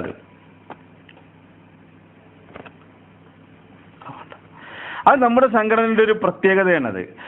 അപ്പൊ ഇവരെന്താ ചെയ്യുക? ഇത് ജനങ്ങളെ ചൂഷണം ചെയ്യണം. എന്ത് പറഞ്ഞാലും, ഞങ്ങൾ എന്ത് പറഞ്ഞാലും, എന്ത് കളവ് പറഞ്ഞാലും, എന്ത് നുണ പറഞ്ഞാലും അത് പിന്നെ അണികൾ, പ്രവർത്തകർ അത് അംഗീകരിക്കുമെന്നുള്ള ആ തെറ്റായ ധാരണ നമ്മുടെ ദഅ്വാ സമിതി പണ്ഡിതന്മാർക്കും വന്നു.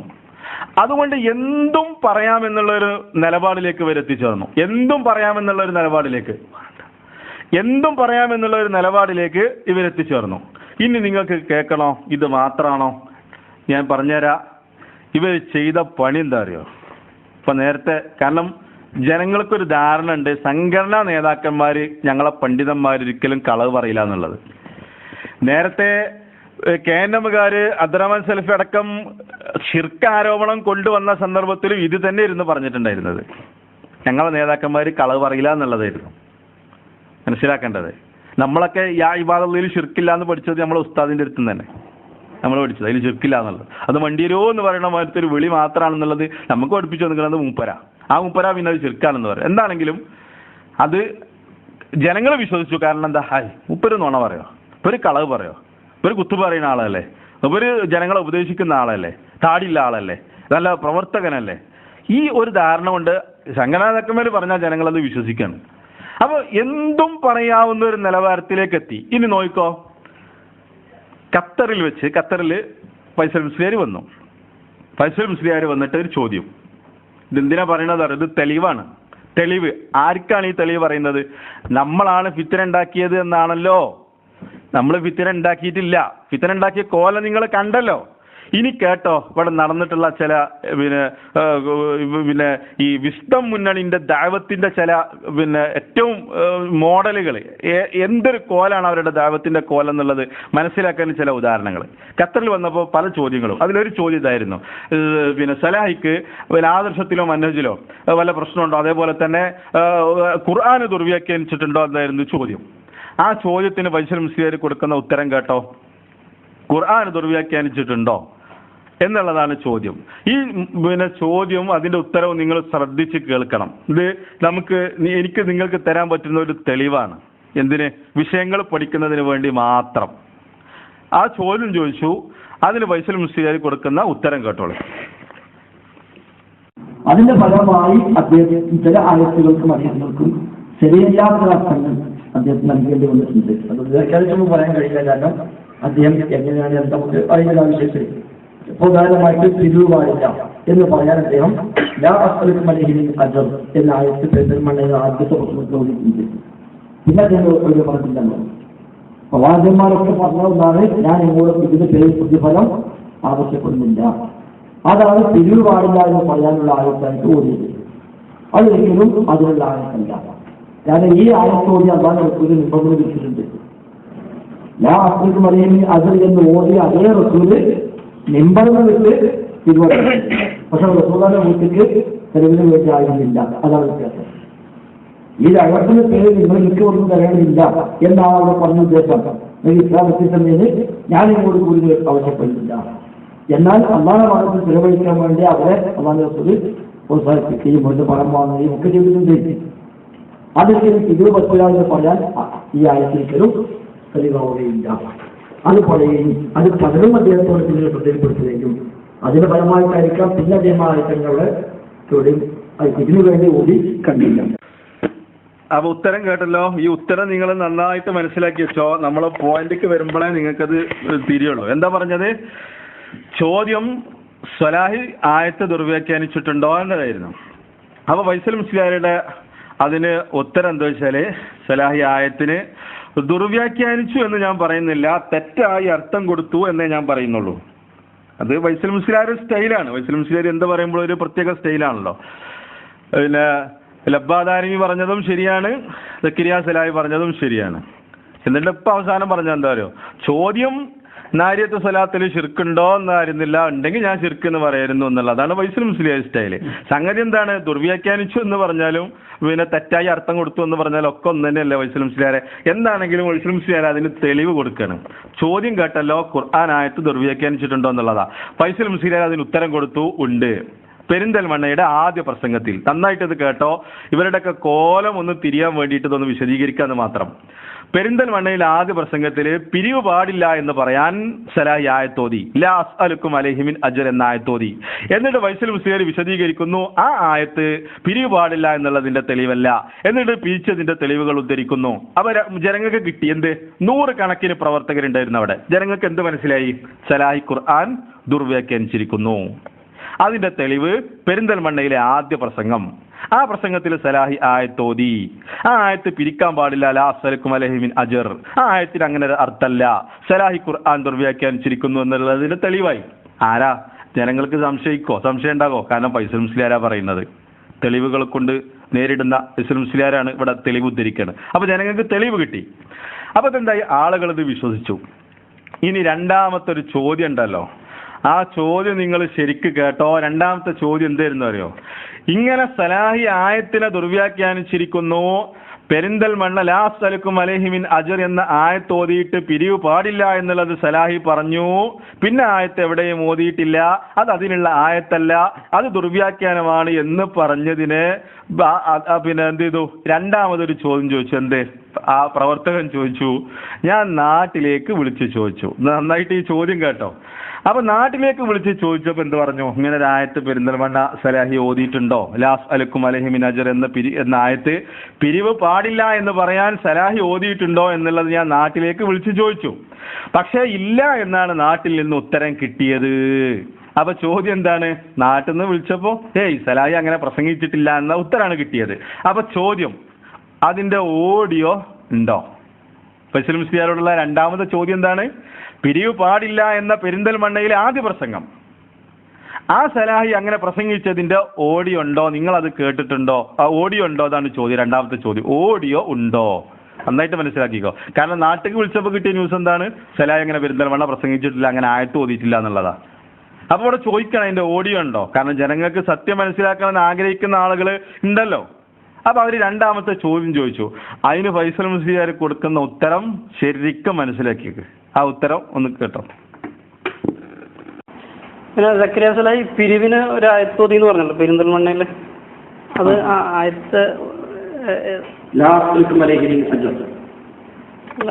പ്രതിഫലം ആവശ്യപ്പെടുന്നില്ല.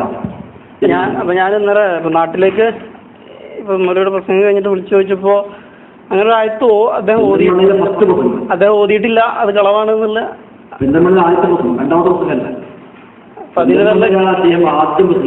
അതിലെ വല്ല ക്ലിപ്പുണ്ടോ എന്നൊക്കെ ചോദിച്ചത്. ഉണ്ട്. അതിലാണ് ഈ കോഴിക്കോട് മറ്റേ ദിവസം വന്നത്.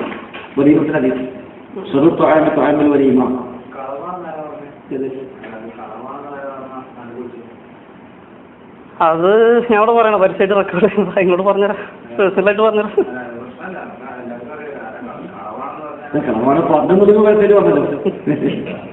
നിങ്ങൾ പറഞ്ഞ തൃശ്ശൂർ ജില്ലാ സെക്രട്ടറി, അതിപ്പോ ഞാൻ പറയില്ല. തൃശ്ശൂർ ജില്ലാ സെക്രട്ടറിന്ന് അദ്ദേഹം പറഞ്ഞില്ലേ, അവര് തന്നെ, ആ പുള്ളിനെ. പെരിന്തൽമണ്ണയിലാണ് സലാഹി ആദ്യം നിർദ്ദേശിച്ചത്. ആ പ്രസംഗത്തിൽ പറഞ്ഞതല്ല, പിന്നെ വന്ന പ്രസംഗത്തൊന്നും പറഞ്ഞിട്ടില്ല. അത് രാവിലെ പറഞ്ഞു, ആ പ്രസംഗം പറഞ്ഞു. അപ്പൊ എന്താ പറഞ്ഞത്? രണ്ടാമത്തെ ഉത്തരം. ഇതിന്റെ ഇൻഷാ അല്ലാഹ് നിങ്ങൾക്ക് ഇതിന്റെ ഇത് കിട്ടും, പിന്നെ CD കിട്ടുമ്പോ അത് ക്ലിയർ ആയിരിക്കും എന്നുള്ളത് ഓർപ്പെടുത്തുന്നു സൗണ്ട്. അപ്പൊ രണ്ടാമത്തെ ഉത്തരം ഫൈസൽ മുസ്ലിയാർ കൊടുത്തത് എന്താണ്? അതിന്റെ ഞാൻ നാട്ടിലേക്ക് വിളിച്ചു, അത് കളവാണ്, അങ്ങനെ ഓതിയിട്ടില്ല എന്നാണല്ലോ പറഞ്ഞത്. ഓഡിയോ ഉണ്ടോ എന്ന് ചോദിച്ചു. ഫൈസൽ മുസ്ലിയാരുടെ ഉത്തരം ഓഡിയോ ഉണ്ട്. ഓഡിയോ ഉണ്ടെന്ന് മാത്രമല്ല, അത് ആവർത്തിച്ച് പറഞ്ഞു. ഈ ഉത്തരം നിങ്ങൾ ശരിക്കും നിങ്ങളെ മനസ്സിൽ കുറിച്ചിട്ടോ, ഓഡിയോ ഉണ്ട്. ഫൈസൽ മുസ്ലിയാർ കട്ടായം പറയാൻ നമ്മൾ പറയും. 101 വട്ടം ഉറപ്പിച്ചും തറപ്പിച്ചും ഫൈസൽ മുസ്ലിയാർ പറയുന്നു ഓഡിയോ ഉണ്ട്. എന്നിട്ട് അത് ആവർത്തിക്കുന്നു. എന്താ ആവർത്തിച്ചത്? പെരിന്തൽമണ്ണയിലെ ആദ്യ പ്രസംഗം, ഈ ആയത്തോതി, പിന്നെ എവിടെയും അത് ഓതിയിട്ടില്ല. അപ്പൊ സദസ്സെന്ന് ഒരാൾ പറഞ്ഞു, അത് കളവാണെന്ന് പറഞ്ഞ ആളെ പേരൊന്ന് പറയണം എന്നുള്ളത്. എന്നിട്ട് മൂപ്പരട്ട് ശരിയൊക്കെയാണ്.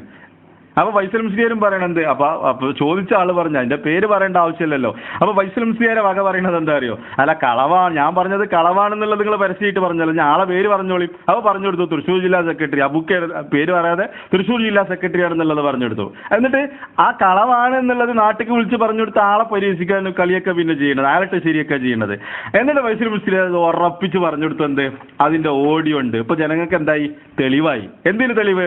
നന്നായിട്ട് മനസ്സിലാക്കിക്കോ. ഇവരുടെ ഈ വളണ്ടിയർ കോറിന്റെ തന്ത്രങ്ങൾ, ഇവർ ജനങ്ങളെ ഭിന്നിപ്പിച്ചത്, ഇവർ ജനങ്ങളെ ചേരിയാക്കിയത്, നമുക്കിടയിലുള്ള ഐക്യം തകർത്തതിന്റെ ചില ഉദാഹരണങ്ങളാണ് പറയാൻ പോകുന്നത്.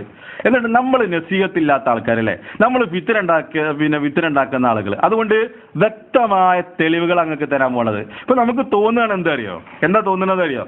പിന്നെ ഇവര് പറയുന്നുണ്ടല്ലോ, ഞങ്ങളിത് പബ്ലിക്കിൽ നടത്തിയിട്ടില്ല, ഞങ്ങളെ ക്ലിപ്പുകളൊന്നും ആർക്കും കിട്ടൂല. എങ്ങനെ ഇക്കോലത്തിലുള്ള കളവ് പറയുന്ന പരിപാടികൾ നിങ്ങൾ പബ്ലിക്കിൽ നടത്തിയ ഞങ്ങളെ കഥ കഴിഞ്ഞില്ലേ? ഇത് ആരും അറിയുന്നില്ല. ഇത് ആരും അറിയാതെ പ്രവർത്തകരുടെ മണ്ടയിലേക്ക് ഈ രൂപത്തിലുള്ള കള്ളപ്രചരണങ്ങൾ അടിച്ചു കയറ്റാണ്. ഇത് ഖത്തറിൽ മാത്രമല്ല, എത്ര സ്ഥലത്ത് ഫൈസൽ മുസ്ലിയാരെ നിങ്ങൾ പറഞ്ഞു. എത്ര സ്ഥലത്ത് ഇത് അബൂബക്കർ സലഫി പ്രസംഗിച്ചു. എന്നിട്ട് എന്താ പറഞ്ഞത്? രണ്ടാമത്തെ ചോദ്യത്തിന്റെ ഉത്തരം ഓഡിയോ ഉണ്ടോ എന്ന് ചോദിച്ചപ്പോ ഓഡിയോ ഉണ്ട്, 100% ഉറപ്പിച്ച് പറയണ് ഓഡിയോ ഉണ്ട്. അപ്പൊ നമുക്ക് എന്ത് വ്യക്തമായി? സക്കരിയ സലാഹി ഖുർആൻ ദുർവ്യാഖ്യാനിച്ചു. ആയത്ത് ദുർവ്യാഖ്യാനിച്ചു എവിടെ? പെരിന്തൽമണ്ണയിലെ ആദ്യ പ്രസംഗത്തിൽ. ഏതാണ് ആയത്ത്? ലാ അസ്അലുക്കും അലൈഹി മിൻ അജ്ർ. ഇനി മൂന്നാമത്തെ ചോദ്യം കേട്ടോ. ആ മൂന്നാമത്തെ ചോദ്യം ഫൈസൽ മുസ്ലിയാരുടെ ഹൽക്കിന് പിടിച്ച ചോദ്യമായിരുന്നു. ആരാണ് ഫൈസൽ മുസ്ലിയാർ എന്നുള്ളത് നമുക്ക് വ്യക്തമാക്കുന്ന ഒരു ചോദ്യമായിരുന്നു മൂന്നാമത്തെ ചോദ്യം. ആ ചോദ്യവും അതിന്റെ ഉത്തരവും നിങ്ങൾ കേട്ടോ, ഒരു പക്ഷെ നിങ്ങൾ പോലും ഞെട്ടിപ്പോകും ആ ചോദ്യം കേട്ടാൽ. ആ ചോദ്യം അതിന്റെ ഉത്തരം കേട്ടാൽ. എന്താ ചോദ്യോത്തരം? ചോദ്യം കേട്ടോ, ഉത്തരം കേട്ടോ. ഒരു കാര്യം നേരത്തെ പറഞ്ഞതുമായി ബന്ധപ്പെട്ട വിഷയമാണ്. അത് കള്ളമല്ല എന്ന് ഉറപ്പിക്കാൻ വേണ്ടിയിട്ടാണ്. മറ്റേ പിരിവിന്റെ വിഷയത്തിൽ ആയത്തോതി ഓഡിയോ ഉണ്ടെന്ന് പറഞ്ഞില്ല, അത് അവർ കേട്ടിട്ടുണ്ടോ? സംഭവം ഓഡിയോ ക്ലിപ്പ് കേട്ടിട്ടില്ല. വേറെ ആരെങ്കിലും പറഞ്ഞതിന്റെ അടിസ്ഥാനത്തിൽ കേട്ടാളാണ്.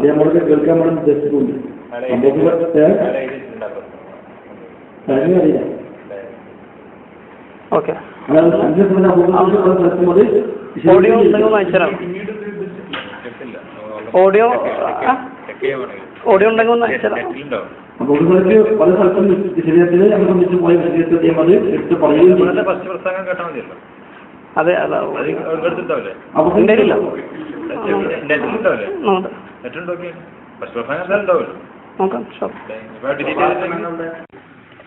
അപ്പൊ എന്താ പറഞ്ഞത്? മൂന്നാമത്തെ ചോദ്യം, രണ്ടാമത്തെ ചോദ്യത്തിന് ഉത്തരം പറഞ്ഞല്ലോ ഓഡിയോ ഉണ്ട് എന്നുള്ളതിന്. അപ്പൊ മൂന്നാമത്തെ ചോദ്യം, ആ ഓഡിയോ ഫൈസൽ മുസ്ലിയാർ നിങ്ങൾ കേട്ടിട്ടുണ്ടോ എന്നുള്ളതാണ്. ഫൈസൽ മുസ്ലിയാരുടെ ഉത്തരം എന്തായിരുന്നു അറിയാം? നമ്മളൊക്കെ വിചാരിച്ചത് എന്താ? ഫൈസൽ മുസ്ലിയാർ 100% ദലീലോട് കൂടിയിട്ട് കാര്യങ്ങൾ സംസാരിക്കുന്ന ആളെന്നല്ലേ ഫൈസൽ മുസ്ലിയാരിന് ഇട്ടുകൊടുത്താൽ മതി മുമ്പക്ക്. കാരണം മൂപ്പര് പറയുന്ന കാര്യം 100% അത്രത്തോളം ഉറപ്പുള്ളതേ മൂപ്പര് പറയുന്നുള്ളതാണ് നമ്മളൊക്കെ വിചാരം. ഫൈസൽ മുസ്ലിയാർ പറഞ്ഞെന്താ അറിയോ? ഓഡിയോ നിങ്ങൾ കേട്ടിട്ടുണ്ടോ എന്ന് ചോദിച്ചപ്പോ ഓഡിയോ ഞാൻ കേട്ടിട്ടില്ല എന്നാ. ആലോചിച്ച് നോക്കണം. ഇങ്ങനെ കണ്ടതും കേട്ടതും പറയുന്ന ഒരാളായിരുന്നോ യഥാർത്ഥത്തിൽ ഫൈസൽ മുസ്ലിയാർ? നിങ്ങള് വളരെ ഗൗരവത്തിൽ ഇത് ആലോചിക്കേണ്ട സംഗതിയാണ്. നമ്മുടെ ദഅവാ സമിതിന്റെ എല്ലാമായ 140ഓളം മുഖാമുഖങ്ങൾ നടത്തി പ്രസിദ്ധനായ ഫൈസൽ മുസ്ലിയാർ പറയണത്, ഒരാൾക്കെതിരെ ആരോപണം ഉന്നയിച്ചിട്ട് എന്താണ് ഖുർആൻ ദുർവ്യാഖ്യാന ആരോപണം. ഇത് ചില്ലറ ആരോപണമല്ലല്ലോ. അള്ളാന്റെ കലാമിന് തെറ്റായ അർത്ഥം കൊടുത്തു എന്ന് പറഞ്ഞാൽ അതിനേക്കാൾ വലിയ ദുർവ്യാഖ്യാനം വേറുണ്ടോ? അതിനേക്കാൾ വലിയ തെറ്റ് വേറുണ്ടോ? എന്നിട്ട് ഫൈസൽ മുസ്ലിയാർ അത് കേട്ടിട്ടില്ല എന്ന്. പിന്നെ എങ്ങനെ ഇത് പറഞ്ഞത് അറിയോ? എന്നോട് പലരും ഇത് പറഞ്ഞിട്ടുണ്ട്. അബൂബക്കർ സലഫി എന്നോട് പറഞ്ഞിട്ടുണ്ട്, അബൂബക്കർ സലഫി പൂർണ്ണമായി കേട്ടിട്ടുണ്ട്. ഇനി ഞാനത് നാട്ടിൽ പോയിട്ട് കേൾക്കാൻ നിൽക്കാണ്. എങ്ങനെയുണ്ട് ഫൈസൽ മുസ്ലിയാർ ഉത്തരം? എന്നോട് പലരും പറഞ്ഞിട്ടുണ്ട് എന്ന്. ഇങ്ങനെ എന്താ കണ്ടതും കേട്ടതും പറയുന്നതിന്റെ ഇസ്ലാമികമായിട്ടുള്ള നിലപാടെന്താ? കഫാ ബിൽ മർഇ ഇസ്മ അൻ യുഹദ്ദിസ ബികുല്ലി മാ സമിഅ എന്നത് പഠിപ്പിച്ചു കൊടുക്കണ ദായിമാരും പണ്ഡിതന്മാരും ഇക്കോലത്തിൽ കളവ് പറയാൻ നടന്നാലോ? എന്നിട്ട് എന്താ പറഞ്ഞത് അറിയോ? അബൂബക്കർ സലഫി അതിന്റെ ഓഡിയോ കേട്ടിട്ടുണ്ടെന്ന്.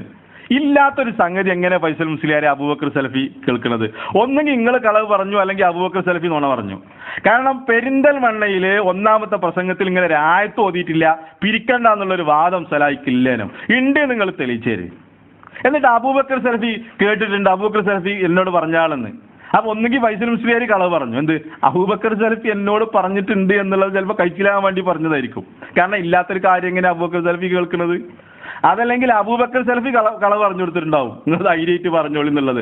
ഇവരെ മൊത്തം ദാവത്തിന്റെ കോലതാണ്. ഇതാണ് വിസ്ഡം ദാവത്ത്. ഞങ്ങൾ അയക്കില്ല. എന്നിട്ട് ഞങ്ങളെ നേരെ ചൂടായിട്ട് എന്താ കാര്യം? സിറാജ് പറയാണ് തമയ്യുസ് കാണിച്ചതിന് സിറാജ് വല്ലാതെ രോഷം കൊള്ളുന്നുണ്ട്. ഇങ്ങനെ കളവ് പറയുന്ന ആൾക്കാരുടെ കൂടെ ഞങ്ങൾ നിൽക്കണം എന്നാ പറയുന്നത്, തമയ്യുസ് കാണിക്കാതെ. എന്താ നിങ്ങൾ മനസ്സിലാക്കിക്കുന്നത്? ഇങ്ങനെയുള്ള ആൾക്കാരെ കൂടെ ഞങ്ങൾ നിൽക്കണമെന്നോ? എന്നിട്ട് തമയ്യുസ് കാണിക്കണം എന്ന് പറഞ്ഞാൽ ഞങ്ങളെ നേരെ ചൂടായിട്ട് എന്താ കാര്യം? ഞങ്ങളോട് ദേഷ്യപ്പെട്ടിട്ട് എന്താ കാര്യം? ഇക്കോലത്തില് ഇവിടെ പെരിന്തൽമണ്ണയില് അങ്ങനെ അത് പ്രസംഗിച്ചിട്ടില്ല ആദ്യത്തെ പ്രസംഗത്തില്. പിന്നെ എങ്ങനെ അതിന്റെ ഓഡിയോ ഉണ്ടാകുക? ഏതായാലും ഇവിടെ ചെറിയൊരു ഫൈസൽ മുസ്ലിയാരെ വെല്ലുവിളിക്കുന്നല്ല, ഫൈസൽ മുസ്ലിയാർ പറഞ്ഞല്ലോ അതിന്റെ ഓഡിയോ ഉണ്ട് എന്നുള്ളത്. ഫൈസൽ മുസ്ലിയാർക്ക് തിരക്കായിരിക്കും. നിങ്ങൾ ഖത്തറിലെ ആൾക്കാരോടൊന്ന് വിളിച്ചു പറയും, ആ ഓഡിയോ ഒന്ന് ഇടാൻ. ആ ഓഡിയോ നിങ്ങൾ കൊണ്ടുവരും, വാട്സപ്പിൽ ഒന്ന് അയച്ചു തന്നാൽ മതി. ഖത്തറിലത്തെ ആൾക്കാർക്ക് നമ്മുടെ നമ്പറൊക്കെ അറിയാലോ. ഓഡിയോ ഉണ്ട് നിങ്ങൾ പറഞ്ഞല്ലോ. ആ ഓഡിയോ സക്കരിയ സലാഹി പെരിന്തൽമണ്ണയിലെ ആദ്യ പ്രസംഗത്തിൽ പിരിവ് പാടില്ല എന്ന് പറയാൻ ലാ അസ്അലുക്കും അലൈഹി മിൻ അജ്ർ എന്ന ആയത്തോതി എന്നതിന്റെ ഓഡിയോ ഉണ്ട് എന്നുള്ളത് ഫൈസൽ മുസ്ലിയാർ പറഞ്ഞല്ലോ. അബൂബക്കർ സലഫി അത് കേട്ടു എന്നും പറഞ്ഞല്ലോ. പലരും എന്നോട് പറഞ്ഞു എന്നും പറഞ്ഞല്ലോ. അതുകൊണ്ട് ആ ഓഡിയോ നിങ്ങൾ കാണിച്ചു തരണം. എന്നിട്ട് 100 കണക്കിന് അങ്ങനെ ഒരു ആയത്തൊന്നും പെരിന്തൽമണ്ണ ഓതിയിട്ടില്ല ഫൈസൽ മുസ്ലിയാരെ. എന്താണ് ഇങ്ങനെ ആളുകൾക്കിടയിൽ ഇക്കോലത്തിലുള്ള ചോറാണ് നിങ്ങൾ വിളമ്പണമെങ്കിൽ ആ ചോറ് നിങ്ങൾ വിഷമുള്ള ചോറാണത്. ആ ചോറ് തിന്നുള്ള ആൾക്കാരുടെ സ്ഥിതി എന്താവും നിങ്ങളൊന്ന് ആലോചിച്ച് നോക്കാണ്. ഇതാണ് നിങ്ങൾ വിളമ്പണ ചോറിന്റെ കോലെങ്കിൽ നിങ്ങളൊന്ന് ആലോചിച്ച് നോക്കി. എന്നിട്ട് 100 കണക്കിന് ആളുകളെ പ്രവർത്തകരെ വിളിച്ചു കൂട്ടിയിട്ടാണ് ഈ കളവ് പറയുന്നത്. ലാ അസ്അലുക്കും അലൈഹി മിൻ അജ്ർ എന്നുള്ള ആയത്ത് പിരിവുമായിട്ട് ബന്ധപ്പെട്ട വിഷയങ്ങളൊക്കെ ഷെയ്ഖ് മുഖബിലിന്റെ പിന്നെ റഹ്മത്തുള്ളാഹി അലൈഹിയുടെ പിന്നെ ദമ്മുൽ മസല എന്ന ഗ്രന്ഥത്തിൽ അത് വിശദമായിട്ട് പറയുന്നുണ്ട്. ഇവിടെ പറഞ്ഞതൊക്കെ തെറ്റാ. പെരിന്തൽമണ്ണയിൽ ആദ്യ പ്രസംഗത്തിൽ അങ്ങനെ ഒരു ആയത്ത് ഓതിയിട്ടില്ല. പിരിവ് പാടില്ല എന്നുള്ളൊരു വാദം സലായിക്കില്ലേനും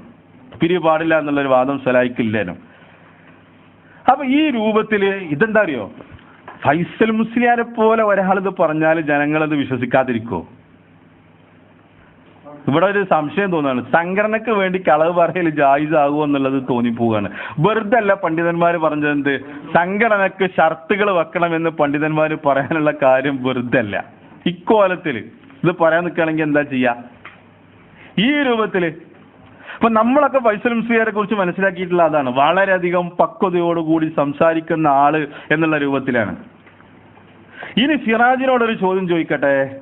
സിറാജ് പറയുന്നുണ്ട് ഞങ്ങൾക്ക് ആദർശത്തിന് വ്യതിയാനമില്ല, ഞങ്ങൾക്ക് നിലപാടുകളിൽ വ്യതിയാനമില്ല, ഞങ്ങൾക്ക് ഉസൂലുകളിൽ വ്യതിയാനമുണ്ടോ, ഞങ്ങൾക്ക് നിലപാടുകളിൽ വ്യതിയാനമുണ്ടോ, എന്തിനാണ് ഞങ്ങൾക്ക് വ്യതിയാനം ചൂണ്ടിക്കാണിച്ചു തന്നാൽ തിരുത്താൻ തയ്യാറാണ്. ഞാൻ ചോദിക്കട്ടെ, ഈ പറഞ്ഞത് എന്തിലുള്ള വ്യതിയാനാണ് സിറാജെ? ഇങ്ങനെ ഒരാളെ കുറിച്ച് ഖുർആനിന്റെ ആയത്തിന് തെറ്റായ അർത്ഥം കൊടുത്തു അല്ലെങ്കിൽ ദുർവ്യാഖ്യാനിച്ചു എന്ന് പറയുന്നത് അതെന്തായാലും വ്യതിയാനമാണല്ലോ.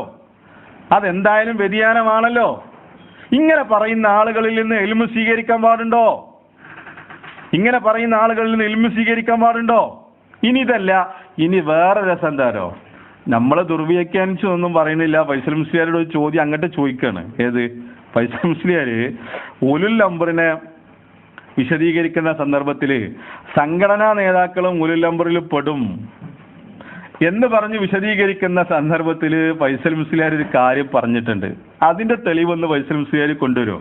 ഇപ്പൊ സലാഹി ദുർവ്യാഖ്യാനിച്ചു എന്നാണല്ലോ, അതിന്റെ കോലാണ് ഇപ്പൊ കണ്ടത്. ഇനി അങ്ങോട്ടൊരു ചോദ്യം, നിങ്ങൾ പറഞ്ഞു എന്ത്? ഉലുൽ അംറിൽ സംഘടനാ നേതാക്കന്മാർ പെടും, ഒരു സ്ഥാപനത്തിന്റെ മേധാവികള്, അതേപോലെ തന്നെ സ്ഥാപനത്തിന്റെ അധികാരികള്, അതിന്റെ നേതൃത്വം ഏറ്റെടുക്കുന്ന ആളുകള്, ഇവരൊക്കെ ഉലുൽ അംറിൽ പെടും എന്ന് പറഞ്ഞു. അപ്പോ അതിന്റെ ഒരു രണ്ടാമതൊരു ചോദ്യം ചോദിച്ചു, അതിന് തെളിവുണ്ടോ എന്ന് ചോദിച്ചു. എന്തിന്? സംഘടനാ നേതാക്കന്മാരൊക്കെ ഇസ്ലാഹി സെന്ററിന്റെ ഭാരവാഹികളൊക്കെ ഉലുൽ അംറിൽ പെടുമെന്ന് പറഞ്ഞപ്പോ രണ്ടാമതൊരു ചോദ്യം ചോദിച്ചു. എന്ത്? അതിന്റെ തെളിവുണ്ടോ എന്നൊരു ചോദ്യം. ആ ചോദ്യം അതിന് ഫൈസൽ മുസ്ലിയാർ കൊടുക്കുന്ന ഉത്തരം ഒന്ന് കേട്ടോളൂ. പറയപ്പെട്ട തഫ്സീർ ഒരുപാട് തഫ്സീറുകളുണ്ട് എന്നാണ് ഇന്നലെ പറഞ്ഞത്. അപ്പൊ അത് ഏകദേശം എല്ലാ തഫ്സീറുകളും അമാനിയോട് തന്നെ വിശദമായിട്ടത് ഈ ആയത്തിൽ വിശദത്തിൽ കൊടുത്തിട്ടുണ്ട്. അമാന്യ പരിഭാഷയിൽ തന്നെ ഈ ഒരു ആയത്തിൽ അഞ്ചുമീൻകും എന്ന ആയത്തിൽ ഈ ഒരു ആരംഭിക്കും എന്ന് വളരെ വിശദമായിട്ട് അമാനിയോട് മുൻകാല തഫ്സീറുണ്ട്. ഏകദേശം മൊത്തം തഫ്സീറും ആ പ്രയത്നമൊക്കെ വരുന്നുണ്ട്. മാത്രമല്ല ഈ ഒരു നമ്പർ പിന്നെ ആലിമ്യങ്ങളാണ് എന്ന് വിശദീകരിച്ച് സഹായകമായി വരുന്നുണ്ട്. അപ്പൊ എത്ര ഈസി ആയിട്ടാണ് ഫൈസൽ മുസ്ലിയാർ മറുപടി പറഞ്ഞത്. എന്താ ചോദ്യം? അങ്ങനെ ഏതെങ്കിലും തഫ്സീറുകളിൽ പറഞ്ഞിട്ടുണ്ടോ എന്നുള്ളതാ. അപ്പോൾ ഫൈസൽ മുസ്ലിയാർ പറഞ്ഞു ഒരുപാട് തഫ്സീറുകൾ അതിലുണ്ട്. എന്നിട്ട് പറഞ്ഞു അമാനി മൗലവിന്റെ തഫ്സീറിൽ അത് വിശദമായിട്ട് പറഞ്ഞിട്ടുണ്ട് എന്നുള്ളതാ. അമാനി മൗലവിന്റെ തഫ്സീർ അല്ലല്ലോ ആദ്യം പറഞ്ഞു കൊടുക്കേണ്ടത്. അപ്പൊ ചോദ്യകർത്താവ് വിട്ടില്ല. ഫൈസൽ മുസ്ലിയാർ അയിമ കഴിച്ചിലാകാ അയിമ രക്ഷപ്പെടാന്നുള്ളതാണ് വിചാരിച്ചത്. അമാനിയുടെ തഫ്സീറിൽ പറഞ്ഞിട്ടുണ്ട് എന്ത്? സംഘടനാ നേതാക്കളൊക്കെ ഉലുൽ അംറിൽ പെടും. അത് നമ്മുടെ ഒന്നാമത്തെ CD-യിൽ അത് വിശദീകരിച്ചിട്ടുണ്ട്. അതിലേക്ക് പോകുന്നില്ല. അപ്പൊ ചോദ്യകർത്താവ് വീണ്ടും എടുത്തു ചോദിച്ചു, അത് അമാനി മൗലവിന്റെ തഫ്സീർ അവിടെക്കട്ടെ, പൂർവ്വകാല തഫ്സീറുകളിൽ ആരെങ്കിലും പറഞ്ഞിട്ടുണ്ടോ? അപ്പൊ അതാ ഫൈസൽ മുസ്ലിയാരുടെ മറുപടി ഇബ്നു കസീറിലുണ്ട്, റാസിയിലുണ്ട്, ഖുർത്തുബിയിലുണ്ട്. ഇതാണ് ഫൈസൽ മുസ്ലിയാരുടെ മറുപടി. ഫൈസൽ മുസ്ലിയാരോട് ചോദിക്കട്ടെ, ഒന്ന് ജബ്ബാർ മദീനി പറഞ്ഞത് 100 കൊല്ലമായിട്ടേ സംഘടന ഉണ്ടായിട്ടുള്ളൂ എന്നുള്ളതാ. പിന്നിപ്പോ ഇബ്നു കസീറിന്റെ തഫ്സീറിൽ അത് എങ്ങനെ ഉണ്ടാണെന്നുള്ള മനസ്സിലാവില്ല. ഇനിയത് മാത്രല്ല, റാസിന്റെ തഫ്സീറാണല്ലോ ഒന്ന് പറഞ്ഞത്. റാസിന്റെ തഫ്സീർ നമുക്ക് തെളിവായിട്ട് ഉദ്ധരിക്കാൻ പാടുണ്ടോ? വൈസൽംസിയാന്ന് വിശദീകരിക്കുന്നത് നല്ലതാണ്. അപ്പൊ ഇബ്നു കസീറിലുണ്ട്, റാസിയിലുണ്ട്, ഖുർത്തുബിയിലുണ്ട്. അതൊന്ന് കാണിച്ചു തരണം. നിങ്ങൾ ദുർവ്യാഖ്യാനിച്ചൊന്നോ തെറ്റായ അർത്ഥം കൊടുത്തൊന്നും നമ്മൾ വാദിക്കുന്നില്ല. വൈസൽംസിലാരെ നമ്മൾ വാദിക്കുന്നില്ല. അത് നിങ്ങൾ സലായിക്കെതിരെ ഒരു ആരോപണം ഉന്നയിച്ചല്ലോ, ഇങ്ങനത്തെ ആയത്തിന് ദുർവ്യാഖ്യാനിച്ചു എന്ന് പറഞ്ഞിട്ട്. അത് കളവാണെന്നുള്ളത് ഇപ്പൊ ഈ പ്രഭാഷണം കേൾക്കുന്ന ആൾക്കാർക്ക് മനസ്സിലായി. ഇനി ആ തിരിച്ചങ്ങോട്ട് ചോദിക്കാണ്, ഇബ്നു കസീറിൽ ആ ഭാഗം ഒന്ന് കാണിച്ചു തരാൻ പറ്റുമോ? സംഘടനാ നേതാക്കന്മാർ ഉല്ലംബറിൽ പെടുന്നുള്ളത് അത് കാണിച്ചു തന്നാൽ മതി, നമുക്ക് പഠിക്കാനാണ്. അതേപോലെ തന്നെ റാസി എന്തായാലും നമുക്കത് അംഗീകരിക്കാൻ പറ്റില്ല, എന്തായാലും ഉണ്ട് എന്ന് പറഞ്ഞല്ലോ. അതേപോലെ തന്നെ ഖുർത്തുബിയിലെ ആ ഭാഗം ഏതാണ്? ആ ഭാഗം ഫൈസൽ മുസ്ലിയാർ അതൊന്ന് കാണിച്ചു തരണം എവിടെയെന്നുള്ളത്. നമ്മൾ ഖുർആൻ ദുർവ്യാഖ്യാനം ചെയ്ത് ഒന്നും പറയാൻ പോകുന്നില്ല, പക്ഷെ ആ ഭാഗം ഒന്ന് കാണിച്ചു തരണം. ഇത് മാത്രമല്ല, ഉടനെ ഒരു ചോദ്യം ചോദിച്ചു, എന്താ പറയുക, നാരായണൻകുട്ടി ഒരു നമ്പറാണെന്ന് ചോദിച്ചാൽ ഫൈസൽ മുസ്ലിയാർ പറഞ്ഞു ഞാനത് പഠിച്ചിട്ടില്ല, എനിക്കത് പഠിക്കേണ്ടതാണെന്നും പറഞ്ഞു. 150ഓളം തഫ്സീറുകൾ ഈ വിഷയത്തിൽ നോക്കിയ ആൾക്ക് നാരായണൻകുട്ടി ഒരു നമ്പർ ആണോ അല്ലേ എന്നുള്ളത് മനസ്സിലായിട്ടില്ല. പിന്നെ പഠിച്ചിട്ട് നമ്മൾ കുറ്റം പറയുന്നില്ല, പഠിച്ചിട്ട് പറഞ്ഞുതരാന്നുള്ളതാണ് ഉപ്പര് പറഞ്ഞത്. നാരായണൻകുട്ടി ഉല്ലംബറിൽ പെടുവല്ലേ എന്നുള്ളത്. അത്തിഉല്ലാഹു അത്തിഉ റസൂലഹു വഉലിൽ അംരി മിൻകും, നിങ്ങളിൽ നിന്ന് തന്നെയുള്ള എന്നുള്ളതിന്റെ ഇതിൽ പിന്നെ എന്താ അതിന്റെ അർത്ഥം എന്നുള്ളത് നമുക്കറിയില്ല. എന്താണെങ്കിലും ഇബ്നു കസീറിൽ അതുണ്ട്, റാസിയിൽ അതുണ്ട്, ഖുർത്തുബിയിൽ ഉണ്ട് എന്നാണല്ലോ പറഞ്ഞത്. സംഘടനാ നേതാക്കന്മാർ അല്ലെങ്കിൽ ഇസ്ലാഹി സെന്ററിന്റെ നേതാക്കന്മാരൊക്കെ ഭാരവാഹികളൊക്കെ ഉലുൽ അംറിൽ പെടും. ആ ഭാഗം ഒന്ന് ദയവ് ചെയ്തിട്ട് അതൊന്ന് കാണിച്ചു തരണം. വൈസലും ചെറിയ തെളിവുണ്ടാവും അല്ലെ, തെളിവ് ഇല്ലാതെ പറയാത്ത ആളെന്നൊക്കെ അല്ലേ. അപ്പൊ നമ്മളതിന്റെ കോലാണ് ഇപ്പൊ നമ്മൾ കണ്ടത്. അപ്പൊ അതുകൊണ്ട് ആ ഭാഗം ഒന്ന് കാണിച്ചു തരണം എന്നുള്ളത് ഉറപ്പെടുത്തണം. ഇനി ഇത് മാത്രല്ല, ഇവര് ചെയ്ത പണി നിങ്ങൾക്ക് കേൾക്കണം. ഇങ്ങനെ ശരിക്കും എന്ത് ചെയ്തോ, ഇത് പറയുന്നത് ആരാന്നുള്ളത് നിങ്ങൾ നോക്കണം. എല്ലാവരും ബഹുമാനിക്കുന്ന ആളാണ്, തിളങ്ങി നിൽക്കണം ഈ സന്ദർഭത്തിൽ വൈസലും മുസ്ലിയാര്. എന്നിട്ട് നമ്മൾ എന്തെങ്കിലും പറഞ്ഞാൽ അസൂയ അല്ലേ? ഇവര് പറയുന്നത് കളവാണെന്ന് പറയുന്ന നമ്മൾക്ക് നസീഹത്തില്ലാത്തവര്. അപ്പൊ അതുകൊണ്ടാണ് എന്ത് പറഞ്ഞതോ, ഇത് വെറും സംഘടനാ മനേജ, സലഫി മനേജ് അല്ല. അങ്ങക്ക് ഇനി കുറച്ചുകൂടി കഴിയുമ്പോൾ ബോധ്യമാവും. ഇനി ഇവര് പ്രചരിപ്പിച്ചതിന്റെ കോലം നിങ്ങൾക്ക് കേൾക്കണോ? വേറൊന്ന് വലിയൊരു ആരോപണമാണ് പിന്നീട് പറഞ്ഞത്. കേട്ടാൽ തന്നെ നമ്മൾ ഞെട്ടിപ്പോകുന്ന ആരോപണം. എന്തായിരുന്നു ആരോപണം എന്നറിയോ? ഹാക്കിമീയത്ത് വാദം, ജമാഅത്തെ ഇസ്ലാമിയുടെ ഹാക്കിമീയത്ത് വാദം. ആ വാദം സലാഹി പ്രചരിപ്പിക്കുന്നു എന്ന ഗുരുതരമായ ഒരു ആരോപണം. ജനങ്ങളൊക്കെ ഇത് കേട്ട് മൂക്കത്ത് വിരൽ വെച്ച് പോയിട്ടുണ്ട്. നമ്മളൊക്കെ ഇത് കേട്ട് അന്തം വിട്ടുപോയി. അപ്പൊ ജനങ്ങൾ പറയണ്, ഫൈസൽ മുസ്ലിയാർ അത് പറയുമ്പോ തെളിവില്ലാതെ പറയുന്ന ആളാണ് ഫൈസൽ മുസ്ലിയാർ. നമ്മൾ പലരോടും പറഞ്ഞു അതിന്റെ തെളിവൊന്ന് കൊണ്ടുപോവാ, അതിന്റെ തെളിവൊന്ന് കൊണ്ടുപോവാ എന്നുള്ളത് നമ്മൾ പറഞ്ഞു. അപ്പോ ഹാക്കിമീയത്ത് വാദം സക്കരിയ സലാഹി കൊണ്ടുവരുന്നു. അതിന് മുമ്പ് നേരത്തെ പറഞ്ഞല്ലോ എന്ത്, പിരിവിനെ പറ്റി. ആ വിഷയത്തില് പിന്നെ പെരിന്തൽമണ്ണയിൽ പ്രസംഗിച്ച ഇതിൽ നിന്നാണല്ലോ പറഞ്ഞത് പിരിക്കാൻ പാടില്ല എന്നുള്ളത്. അതിൽ വേറൊരു രസം എന്താ അറിയോ? പിരിവ് യാചനയാണെന്ന് പറഞ്ഞു എന്നുള്ളതാ. പിരിവ് യാചനയാണ് എന്ന് പറഞ്ഞു. അത് ആരാ പ്രസംഗിക്കണ അറിയങ്ങള്? ഇത് വേറെ എന്താ വെച്ചാൽ ഇവര് മീറ്റിംഗ് കൂടിയിട്ട് തീരുമാനിച്ചിട്ടാണ് നമുക്കിത് രണ്ടാക്കണം എന്നുള്ളത്. പിന്നെ നമ്മൾ ഒന്നാക്കാൻ തീരുമാനിച്ചപ്പോൾ നടക്കുമോ? നടക്കൂലല്ലോ. പിരിവ് യാചനയാണ്. അത് പ്രസംഗിക്കുന്നത് ആരാ അറിയോ? അത് പ്രസംഗിക്കുന്നത് സിറാജുൽ ഇസ്ലാമാണ്. പിരിവ് യാചനയാക്കിയിട്ടുണ്ട് സക്കരിയ സലാഹി എന്നുള്ളത്. ആ ക്ലിപ്പുകളൊന്ന് കേട്ടോളൂ. എന്തിനാണ്? ഇതൊക്കെ സാമ്പിളുകൾ മാത്രമാണ്. ഇതൊക്കെ സാമ്പിളുകൾ മാത്രമാണ്. എന്തിന്? ഇതാണ് ഇവരുടെ ദഅവത്തിന്റെ സ്റ്റൈല് എന്നുള്ളത്. വിസ്തം മുന്നണിന്റെ ദഅവത്തിന്റെ രീതി സ്റ്റൈൽ ഇതാണെന്നുള്ളത് മനസ്സിലാക്കാൻ വേണ്ടിയിട്ട് ഇല്ലാത്ത കളവുകൾ പറഞ്ഞിട്ട് ജനങ്ങളെ തെറ്റിദ്ധരിപ്പിക്കുക. ഇതൊക്കെ MICR കൂടെ എത്ര ആളുകൾ അതൊക്കെ കേൾക്കുന്നത്. MICR നടന്ന സിറാജിന്റെ പിന്നെ പ്രസംഗത്തിലാണ് സിറാജ് അത് പറയുന്നത്. ഏത് പിരിവ് യാചനയാണെന്നുള്ളത് സലാഹി പറഞ്ഞു എന്നുള്ളത്. അപ്പൊ അതിന്റെ ക്ലിപ്പ് നിങ്ങളൊന്ന് കേട്ടോ. എന്നിട്ട് അതിനെ ഗണ്ണിക്കാണ്. എന്ത് നബി സല്ലല്ലാഹു അലൈഹി വസല്ലം പിരിച്ച സംഭവങ്ങൾ, അതേപോലെ തന്നെ നബി സല്ലല്ലാഹു അലൈഹി വസല്ലം പിന്നെ അത് കൊടുക്കാൻ വേണ്ടി പറഞ്ഞത്, ഈ തെളിവുകളൊക്കെ അങ്ങോട്ട് നമുക്കെതിരെ ഉദ്ധരിച്ചിട്ട് സിറാജ് ഗണ്ണിക്കാണ്. ഇതാണ് ഞാൻ നേരത്തെ പറഞ്ഞത്. എന്ത് ഖുറാഫി സ്റ്റൈലാണ്. ഇപ്പൊ ഇല്ലാത്ത വാദം പറയാ, അതിനെ ഗണ്ണിക്കുക, ഇല്ലാത്ത വാദം പറയാ, അതിനെതിരെ തെളിവുകൾ കൊണ്ടുവരിക. അപ്പൊ ജനങ്ങൾ കേൾക്കുമ്പോൾ ആകെ അന്തം വിട്ട് പടച്ചാൻ ഇവര് പിരിവിനെ യാചനയാക്കിയോ, പിരിവ് പാടില്ല എന്നാണോ, ഇങ്ങനെ ഖുർആൻ ദുർവ്യാഖ്യാനിച്ചോ, ജനങ്ങളെ തെറ്റിദ്ധരിപ്പിച്ചിട്ട് സംഘടനയെ ഒരു സംഘടനാ മനഹജിലേക്ക് ഇവർ കൊണ്ടുപോകാൻ ശ്രമിക്കുകയാണ്. അപ്പൊ സിറാജിന്റെ ആ ക്ലിപ്പ് ഒന്ന് കേട്ടോ. അതുപോലെ തന്നെ ഞാൻ പെട്ടെന്ന് പറഞ്ഞു പോവാം. അസ്ഥാനത്തും അനാവശ്യമായും ഉപയോഗിക്കപ്പെട്ട മറ്റൊരു ആശയമാണ് ഒരാവശ്യവുമില്ലാതെ ദീനിനു വേണ്ടി ദഅവത്തിനു വേണ്ടി സംഭാവനകൾ പിരിക്കുന്നതിനെ യാചനയെന്നും ഇറക്കൽ എന്നും വിശേഷിപ്പിച്ചത്. അതാരാണെങ്കിലും അത് ശരിയായ ഒരു പ്രയോഗമായില്ല. അപ്പോ നിങ്ങളത് കേട്ടത് വളരെ എത്ര കൃത്യമായിട്ടാണ് സിറാജുൽ ഇസ്ലാം പറയുന്നത്. എന്താ പറയുന്നത്? അതുപോലെ തന്നെ അസ്ഥാനത്തും അനാവശ്യമായി ഉപയോഗിക്കപ്പെട്ട മറ്റൊരാശയമാണ് എന്താ, ശരിക്കും ശ്രദ്ധിച്ചു കേട്ടോ, ദീനിനു വേണ്ടി ദഅവത്തിനു വേണ്ടി സംഭാവനകൾ പിരിക്കുന്നതിനെ യാചന എന്നും മെരക്കൽ എന്നും വിശേഷിപ്പിച്ചത്. അതാരാണെങ്കിലും അത് ശരിയായ ഒരു പ്രയോഗമായില്ല. ഞാൻ ചോദിക്കട്ടെ സിറാജിനോട്, അടുത്ത പ്രസംഗം പ്രസംഗിക്കുമ്പോ ഈ ക്ലിപ്പിട്ടോ, എന്നിട്ട് ജനങ്ങൾക്ക് അതിന്റെ തെളിവ് കൊടുക്ക്. പിരിവിനെ യാചനയാക്കി, അല്ലെങ്കിൽ ദഅവത്തിനു വേണ്ടി പിരിക്കുന്നതിനെ യാചന എന്ന് പറഞ്ഞു എന്നാണല്ലോ സലാഹി. ദഅവത്തിനു വേണ്ടി അതേപോലെ തന്നെ ദീനിനു വേണ്ടി സംഭാവനകൾ പിരിക്കുന്നതിനെ യാചനയാക്കി, അതേപോലെ തന്നെ ഇറക്കൽ എന്ന് പറഞ്ഞു. ആ ക്ലിപ്പൊന്ന് ധൈര്യം ഉണ്ടെങ്കിൽ ആ ക്ലിപ്പൊന്ന് കാണിച്ചോണ്ട, നമ്മളത് തിരുത്തിക്കൊള്ളാം. ഇങ്ങനെ ദഅവത്തിനു വേണ്ടി പിരിക്കുന്നതിനെ ഇറക്കലെന്നും യാചനയെന്നും അങ്ങനെയാണ് നമ്മളത് കൃത്യമായി നമ്മുടെ കഴിഞ്ഞ പ്രസംഗത്തിൽ നമ്മളത് വിശദീകരിച്ചിട്ടുണ്ട്. അപ്പൊ അത് പറഞ്ഞതിൻ്റെതൊന്നു കൊണ്ട് അവിടെ പറഞ്ഞത് എന്താണ്? അവിടെ ശരിക്കും സലായി പറയുന്നത് പിരിക്കണം എന്നാ പറയുന്നത്, ആവർത്തിച്ച് പറയുന്നുണ്ട്. എന്താ പറഞ്ഞത്? പണം പിരിക്കുന്നതും പണം വിനിയോഗിക്കുന്നതും ശർഅ അനുസരിച്ച മാർഗത്തിലൂടെ ആയിരിക്കണം എന്ന് പറയാണ് അവിടെ. പിരിക്കണം എന്നാ പറയുന്നത്. പിരിക്കുമ്പോ ശർഅ അനുസരിച്ച മാർഗത്തിലൂടെ ആയിരിക്കണം പിരിക്കേണ്ടത് എന്നാ പറയണത്. അത് ഇറക്കുന്ന കോലത്തിലേക്ക്, യാചനയുടെ കോലത്തിലേക്ക് പോകരുത് എന്നാ പറയുന്നത്. അല്ല, ഞാൻ പിരിവ് യാചനയാണെന്ന് പറഞ്ഞിട്ടില്ല, അത് ഇറക്കലാണെന്ന് പറഞ്ഞിട്ടില്ല. ഇറക്കലിന്റെ രൂപത്തിലേക്ക് പോകരുതെന്ന് പറഞ്ഞിട്ടുണ്ട്, യാചനയുടെ രൂപത്തിലേക്ക് പോകരുതെന്ന് പറഞ്ഞിട്ടുണ്ട്. എന്നിട്ട് തെറ്റിദ്ധരിപ്പിക്കുക. എന്തിനങ്ങനെ തെറ്റിദ്ധരിപ്പിക്കുന്നത്? എന്തിനങ്ങനെ വ്യക്തിപരമായ വിദ്വേഷം തീർത്ത് സംഘടനയെ ഭിന്നിപ്പിച്ചത്? അപ്പൊ ഈ രൂപത്തിൽ ഇവിടെ പിത്തനുണ്ടാക്കിയതും ഭിന്നിപ്പിച്ചതും നമ്മളല്ല. നമ്മൾ മനസ്സിലാക്കേണ്ട കാര്യമാണ്. ഇനി കേട്ടോ ഹാക്കിമീയത്തിൻ്റെത്. ജമാഅത്തുകാരുടെ ഹാക്കിമീയത്ത് വാദം നമ്മൾ കൊണ്ടുവന്നു എന്നാ. തൗഹീദ് പൂർത്തിയാകണമെങ്കിൽ ജമാഅത്തുകാരുടെ ഹാക്കിമീയത്ത് കൂടി പൂർത്തിയാകണം എന്നുള്ളത് നമ്മൾ വാദിച്ചു എന്നതാണ്. ഇത് വാദിച്ചു എന്ന് മാത്രമല്ല, സംഘടനാ ചാനലിലൂടെ വരുത് പ്രചരിപ്പിച്ചു. ഇതിന്റെ ഗൗരവം നമ്മൾ മനസ്സിലാക്കണം. ആളുകളൊക്കെ ഇത് കേട്ടിട്ട് തരിച്ചിരിക്കുകയാണ്. നമ്മളോട് പല ആളുകളും ചോദിച്ചു, എന്താണ് സലാഹി ചെയ്യുന്നത്?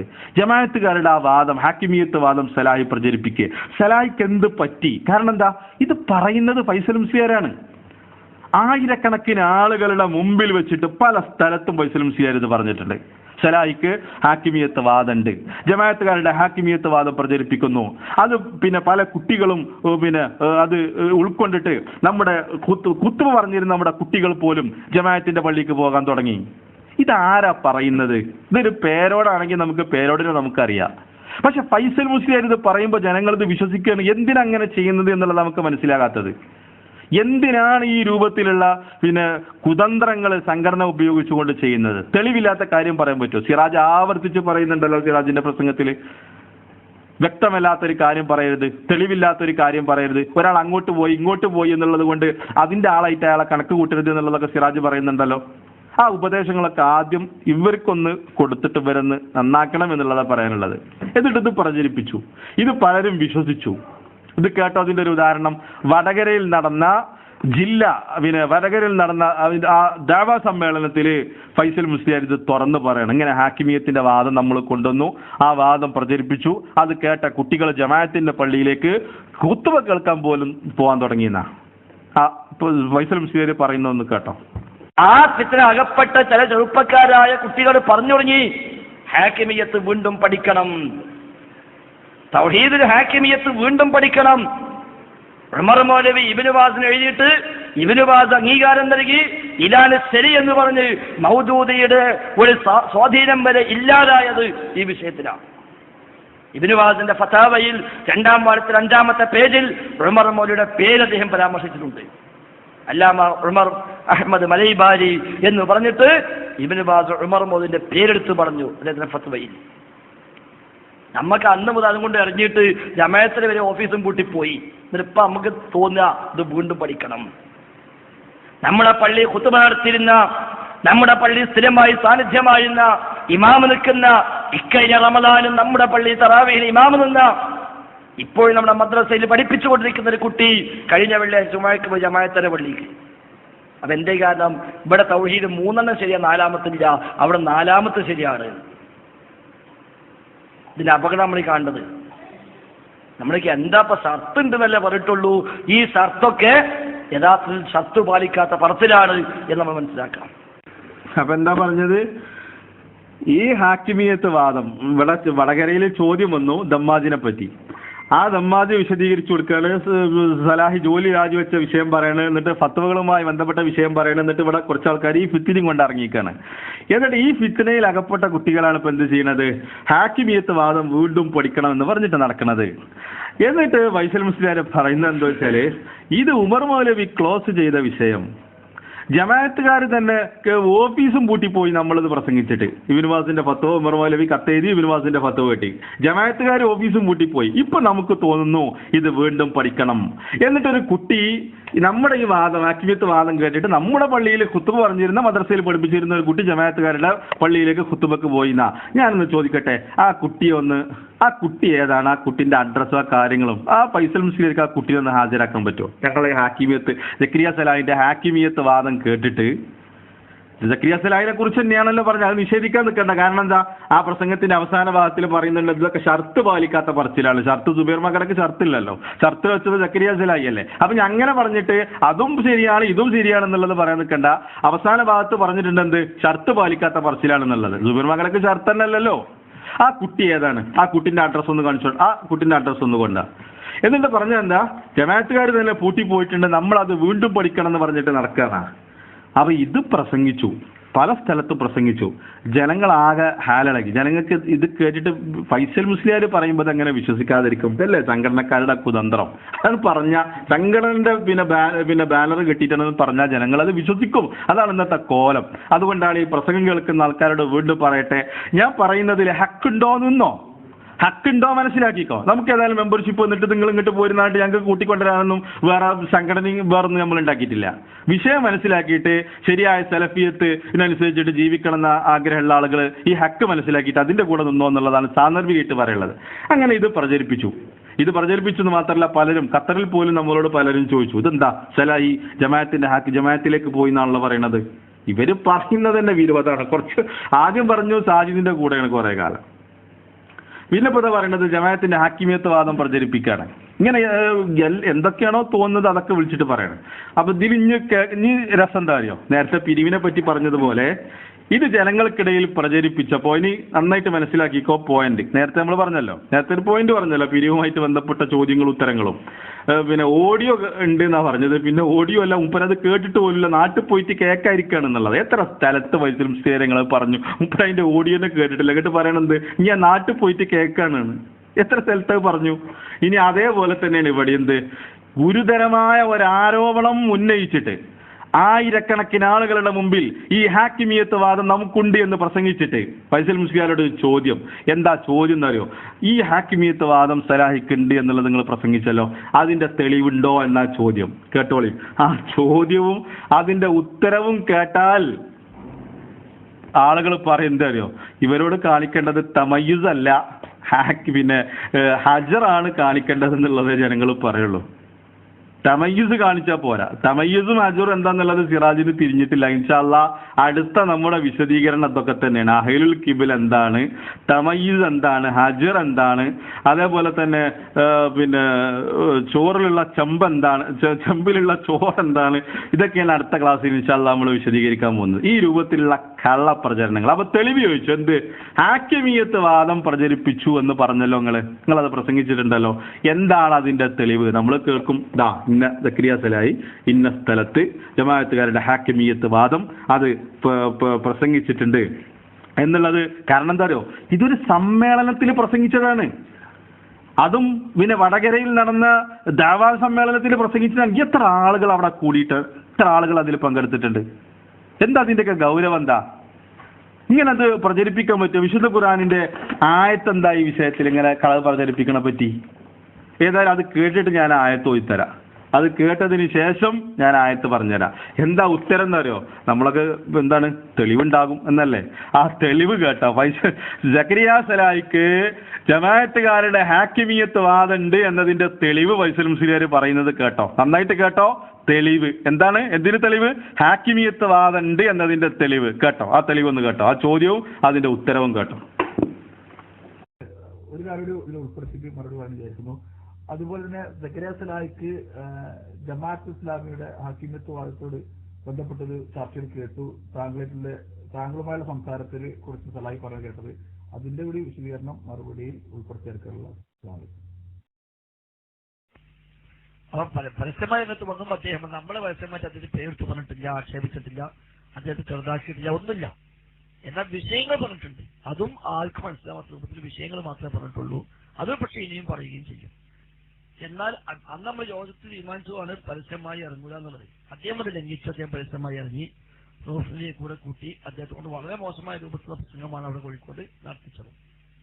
പിന്നെ ഹാക്കിമിയത്ത് വിഷയം, അത് ഷരീഫ് കരുവാനെ കൊണ്ട് മലപ്പുറം ഈസ്റ്റ് ജില്ലയുടെ കൺവെൻഷനിൽ ഷരീഫ് പറഞ്ഞു, എന്റെ മകൻ സാജിദിന് ജനാധിപത്യം ഹറാമാണ് എന്ന അഭിപ്രായമുണ്ട്. അത് സ്വലാഹിക്കും അറിയാം. സ്വലാഹി എന്നോട് പറഞ്ഞിട്ടുമുണ്ട് നിങ്ങളെ മകന് ഇങ്ങനെ അഭിപ്രായമുണ്ട് എന്ന് സ്വലാഹി എന്നോട് പറഞ്ഞിട്ടുണ്ട്. അപ്പൊ ഷരീഫ് പറഞ്ഞു, ഞാൻ സ്വലാഹിയോട് ചോദിച്ചു, എന്റെ മകൻ നിങ്ങളുടെ അഭിപ്രായം പറഞ്ഞപ്പോൾ നിങ്ങൾ എന്താണ് പറഞ്ഞത്? അപ്പൊ സ്വലാഹി പറഞ്ഞു, അത് പഠിക്കേണ്ടത് തന്നെയാണ് എന്ന് സ്വലാഹി പറഞ്ഞു എന്ന് ഷരീഫ് കൊണ്ടൊരു യോഗത്തിൽ പറഞ്ഞു. പരസ്യമായി മൈക്കിലൂടെ 100 ആളുകൾ പങ്കെടുത്ത കൺവെൻഷനിൽ അദ്ദേഹം പറഞ്ഞതാണ്. അത് ഞാൻ മറ്റൊരു മീറ്റിംഗിൽ ഞാനും പറഞ്ഞു, ഷരീഫ് കൊണ്ട് ഇങ്ങനെ പറഞ്ഞു എന്ന് ഞാൻ പറഞ്ഞു. അത് അറിഞ്ഞിട്ട് സലായി എന്നെ വിളിച്ചു. ഞാൻ എന്നോട് പറഞ്ഞു, എനിക്ക് ഹാക്കിമിയത്തിൽ ഇങ്ങനെ ഒരു സംശയമുണ്ട് എന്ന് നിങ്ങൾ പ്രസംഗിച്ചെന്ന് കേട്ടു. അപ്പൊ ഞാൻ പറഞ്ഞു, ഞാൻ പ്രസംഗിച്ചതാണ്, ഷരീഫ് കൊണ്ട് ഇങ്ങനെ പറഞ്ഞു എന്ന് ഞാൻ പറഞ്ഞിട്ടുണ്ട്. അപ്പൊ അദ്ദേഹം പറഞ്ഞു, ഷരീഫ് പറഞ്ഞ് വിശ്വസിക്കണ്ട. ഞാൻ പറഞ്ഞു, ഒരു 100 ആളുകൾ പങ്കെടുത്തിൽ പ്രോഗ്രാമിൽ മൈക്കോട് പറഞ്ഞതാണ്. മാത്രമേ ഞാൻ പറഞ്ഞു, സലായി നിങ്ങളത് പറഞ്ഞിട്ടില്ല എന്ന് നിങ്ങൾ ഇപ്പൊ പറയുകയാണെങ്കിൽ ഞാനത് വിശ്വസിക്കും. അത് ജനങ്ങൾ ഞാൻ തീർത്തുകയും ചെയ്യും. അപ്പോഴും അദ്ദേഹം പറഞ്ഞു, ഷരീഫിനെ പല ഉദ്ദേശങ്ങളും അതൊന്നും കാര്യമാക്കണ്ട, അത് പോട്ടെ, നിങ്ങളത് പറഞ്ഞിട്ടില്ല, നിങ്ങളിപ്പോ പറഞ്ഞോളൂ, ഞാൻ പറഞ്ഞിട്ട് ഞങ്ങൾ പറഞ്ഞാൽ മതി, ഞാൻ വിശ്വസിച്ചോളാം. അപ്പൊ അദ്ദേഹം പറഞ്ഞു, ഞാൻ പറഞ്ഞിട്ടുണ്ട്, പക്ഷെ പറഞ്ഞത് അങ്ങനെയല്ല. പിന്നെ എങ്ങനെയാണ്? അപ്പൊ അദ്ദേഹം പറഞ്ഞു, ഗൾഫ് നാട്ടിലെ പണ്ഡിതന്മാരൊക്കെ പറയുന്ന ഹാക്കിമിയത്തും നമ്മൾ പറയുന്ന ഹാക്കിമിയത്തും തമ്മിൽ വ്യത്യാസമുണ്ട് എന്ന് പറഞ്ഞപ്പോഴാണ് ഞാൻ പറഞ്ഞത് അത് പഠിക്കേണ്ടതാണ് എന്ന് അദ്ദേഹത്തോട് ചോദിച്ചു. പിന്നെ മുഖാമുഖം നടത്തുമ്പോൾ ജമാഅത്തെ ഇസ്ലാമിയുമായി ബന്ധപ്പെട്ട വിഷയം ചോദ്യം വന്നാൽ നിങ്ങൾക്കത് അറിയാത്ത ഭാഗമാണെങ്കിൽ നിങ്ങൾ എന്താണ് പറയുക? ഞാൻ ആ വിഷയം പഠിക്കണമെന്ന് പറയില്ലേ? നമ്മൾ തീർച്ചയായും പറയും. അപ്പൊ അത്രേ ഇപ്പൊ ഇതുള്ളൂ. നമ്മൾ നോക്കുന്ന അത്ര ഉദ്ദേശമുള്ളൂ എങ്കിൽ തകരാറില്ല, ആക്ഷേപിക്കാൻ വകുപ്പുമില്ല എന്ന് ഞാൻ അദ്ദേഹത്തോട് പറയുകയും ചെയ്തു. അല്ലാതെ എനിക്കും ഹാക്കിമിയത്ത് പഠിക്കണം ഞാൻ പറഞ്ഞത് വേണ്ട. അതിപ്പോ ഇത് മാത്രമല്ല, ഖുറാഫി വിഷയം ചോദ്യം വന്നാലും നമുക്ക് അറിയില്ലെങ്കിൽ നമ്മൾ എന്താ പറയാ, എനിക്കറിയില്ല, പഠിച്ചു പറയാന്ന് പറയും, അത്രേ ഉള്ളൂ. അതതിന്റെ പ്രൂവ് വിഷയങ്ങളാണ്. അപ്പൊ ഇത് അതാണ് വിഷയം. സലാഹി പറഞ്ഞിട്ടുണ്ട്, പിന്നെ അപ്പുറം കൊണ്ട് പറയേണ്ട ആവശ്യമില്ല. അദ്ദേഹം പറഞ്ഞു ഞാൻ ഇത്രേ പറഞ്ഞിട്ടുള്ളൂ എന്ന് പറഞ്ഞു. ഓക്കെ, നമ്മളത് അംഗീകരിച്ചു. അപ്പൊ എന്താ പറഞ്ഞത്? ഇതിന്റെ ഉത്തരം എന്താ? ഉത്തരം സലാഹി ഹാക്കിമിയത്ത് വാദം പ്രചരിപ്പിക്കുന്നു, അതിന്റെ തെളിവുണ്ടോ എന്ന ചോദ്യത്തിന് ഫൈസൽ മുസ്ലിയാരുടെ ഉത്തരങ്ങൾ കേട്ടു. എന്താ തെളിവ് അറിയോ? മലപ്പുറം ഈസ്റ്റ് ജില്ലയുടെ യോഗത്തിൽ 100 ജില്ലയിലെ ആളുകളെ മുന്നിൽ വെച്ച് ഷരീഫ് കരുവാര കൊണ്ട് പ്രസംഗിച്ചിട്ടുണ്ട്. ഇതാണ് തെളിവ്. എങ്ങനെയുണ്ട്? ഇതാണ് തെളിവ്. 100 ജില്ലയിലെ ആളുകളുടെ മുന്നിൽ വെച്ചിട്ട് ഷരീഫ് കരുവാര കൊണ്ട് അത് പ്രസംഗിച്ചിട്ടുണ്ട്. അപ്പൊ നേരത്തെ നമ്മൾ പിരിവിന്റെ കാര്യം പറഞ്ഞു. അങ്ങനെ പിരിക്കാൻ പാടില്ല എന്ന് പറഞ്ഞ് പെരിന്തൽമണ്ണയിലെ ആദ്യ പ്രസംഗത്തിൽ ആയത്തോതി. അതിനെന്താ തെളിവ്? അബൂബക്കർ സലഫി കേട്ടിട്ടുണ്ട്, എന്നോട് പലരും പറഞ്ഞിട്ടുണ്ട്. ഇപ്പൊ ഹാക്കിമിയത്ത് വാദം സലാഹി പ്രചരിപ്പിക്കുന്നു എന്നതിന്റെ തെളിവെന്താ? ഷരീഫ് കരുവാര കൊണ്ട് മലപ്പുറം ഈസ്റ്റ് ജില്ലയുടെ യോഗത്തിൽ വെച്ചിട്ട് അത് പ്രസംഗിച്ചിട്ടുണ്ട് എന്നുള്ളതാ. ഇതാണ് ഇവരുടെ തെളിവിന്റെ കോലം. എന്നിട്ടോ ഇതാണെന്ത്? കളവ് പറഞ്ഞിട്ട് ഇങ്ങനെ സംഘടനനെ വളർത്തണം. കളവ് പറഞ്ഞിട്ട് ഇതുകൊണ്ടായിരിക്കണം ഷേഖ് മുഖബിൽ അദ്ദേഹം പറഞ്ഞു, എന്താ അറിയോ, ഹിസ്ബിയത്തിന് 4 റുക്കിനുകൾ ഉണ്ടെന്നാ പറഞ്ഞ്. അർക്കാനുൽ ഹിസ്ബിയത്തി സലാസ്, ചിലതിൽ 3 കാണാം, ചിലതിൽ 4 കാണാം. അതിൽ അദ്ദേഹം ഒന്ന് പറഞ്ഞു അൽ ഖദീഫ്, കളവ്, അൽ ഖിദാ, വഞ്ചന, ചതി, തെൽബീസ്. ഇത് 3 ഇവരുടെ ഇതിലുണ്ട്. മറ്റൊരു ഇതിൽ കാണാം മക്കർ. തെൽബീസ് ഉണ്ട്, ഖിദാ ഉണ്ട്, ഖദീബ് ഉണ്ട്. ഇത് അദ്ദേഹം പറഞ്ഞത് വെറുതെ അല്ല, ഇത് ഹിസ്ബിയത്തിന്റെ റുക്കിനുകളാണെന്നുള്ളതാ. ഈ 3 ഇവരുടെ ദഅവാ സമിതിക്കാരുടെ പ്രഭാഷണങ്ങളിലുണ്ട്. ഇത് 3. എന്നിട്ട് നിങ്ങളൊന്ന് ആലോചിച്ച് നോക്കണേ, എത്ര സ്ഥലത്താണ് ഫൈസൽ മുസ്ലിയാർ ഇത് പ്രസംഗിച്ചത്. എന്നിട്ട് എത്ര ഈസി ആയിട്ട് പറയണത്, സലാഹി അങ്ങോട്ട് വിളിച്ചു ചോദിച്ചപ്പോ പറയണത്, സലാഹി നിങ്ങൾ പറഞ്ഞാൽ ഞാൻ തിരുത്തിക്കോളാം. എത്ര നല്ല കുട്ടിയാ. അങ്ങോട്ട് വിളിച്ച് ചോദിക്കാണ്. നാട് നീളത് പ്രചരിപ്പിച്ചിട്ട് സലാഹിനോട് ഇത് ചോദിച്ചിട്ടില്ല, സലാഹി പറഞ്ഞിട്ടുണ്ടോ എന്നുള്ളത്. എന്നിട്ട് സലാഹി അങ്ങോട്ട് വിളിച്ചു, ഇത് പ്രചരിപ്പിക്കുന്നു എന്ന് കേട്ടപ്പോ, ഇല്ലാത്ത വാദം പ്രചരിപ്പിക്കുന്നു എന്ന് കേട്ടപ്പോ സലാഹി അങ്ങോട്ട് വിളിച്ചപ്പോ ഫൈസൽ മുസ്ലിയാർ പറയണ്, സലാഹി നിങ്ങൾ പറയണെങ്കിൽ ഞാനത് തിരുത്തി കൊടുത്താളാന്ന്. എത്ര നല്ല കുട്ടിയില്ലേ. വിളിച്ച് ചോദിച്ചപ്പോ ഞാൻ തിരുത്തിക്കോളാന്ന്. ഫൈസൽ മുസ്ലിയാരെ ഒരു കാര്യം പറയുന്നതിന്റെ മുമ്പ് അത് ഉറപ്പുവരുത്തണ്ടേ? നമ്മളൊക്കെ മുസ്ലിങ്ങളല്ലേ? ഇതൊക്കെ സംഘടനയ്ക്ക് വേണ്ടി ഈ രൂപത്തിലുള്ള കളവുകൾ പ്രചരിപ്പിക്കാൻ പറ്റുമോ? എന്നിട്ട് ഫൈസൽ മുസ്ലിയാരൻ എന്ത് പറഞ്ഞു? ഫൈസൽ മുസ്ലിയാരനെ പറഞ്ഞു, ഷെരീഫ് കേട്ടിട്ട് ഞാനത് പറഞ്ഞതാണ്. അപ്പൊ സലാഹി വിളിച്ചു പറഞ്ഞപ്പോ എന്തായി? ഷെരീഫ് പറഞ്ഞതുപോലെയല്ല കാര്യം. പിന്നെ സാജിദ് എന്നോട് പറഞ്ഞ എന്താ, നമ്മൾ ജമാഅത്തെ ഇസ്ലാമിക്കാരെ വിമർശിച്ചപ്പോൾ പലതും പറഞ്ഞു പോയിട്ടുണ്ട്. ലോകത്തുള്ള സലഫി പണ്ഡിതന്മാർ പറഞ്ഞ പിന്നെ കോലത്തിലല്ല ഇവിടെ നമ്മൾ പറയുന്നത്. അപ്പോൾ അഭിപ്രായത്തിന്റെ ഈ വിഷയത്തില് അത് ഞാൻ പഠിക്കണം എന്നാണ് പറഞ്ഞത് എന്ന് ഫൈസൽ മുസ്ലിയാരോട് സലാഹി വിശദീകരിച്ചു കൊടുത്തപ്പോ, ഈ കളവ് എന്തായിരുന്നാലും അത് കളവാണ്. വടകരയിലെ പ്രസംഗങ്ങൾ കേട്ടല്ലോ, വടകരയിൽ നടന്ന ഫൈസൽ മുസ്ലിയാരുടെ പ്രസംഗം കേട്ടല്ലോ. എന്താ പറഞ്ഞത്? ഹാക്കിമിയത്ത് പഠിക്കണം എന്ന് പറഞ്ഞിട്ട് കുറച്ച് ആളുകൾ രംഗത്ത് വന്നിരിക്കുന്നു. ജമാഅത്തുകാർ വരെ പൂട്ടിപ്പോയി, വീണ്ടും ഇത് പഠിക്കണം എന്ന് പറഞ്ഞിട്ട് വന്നിരിക്കുന്നു. നമ്മുടെ പള്ളിയിൽ ഖുത്ബ പറഞ്ഞിരുന്ന ഒരു കുട്ടി പോലും ജമാഅത്തുകാരുടെ പള്ളിയിലേക്ക് ജുമാക്ക് പോകാൻ തുടങ്ങി. ഇതൊക്കെ എത്ര ഗൗരവമുള്ള ആരോപണ.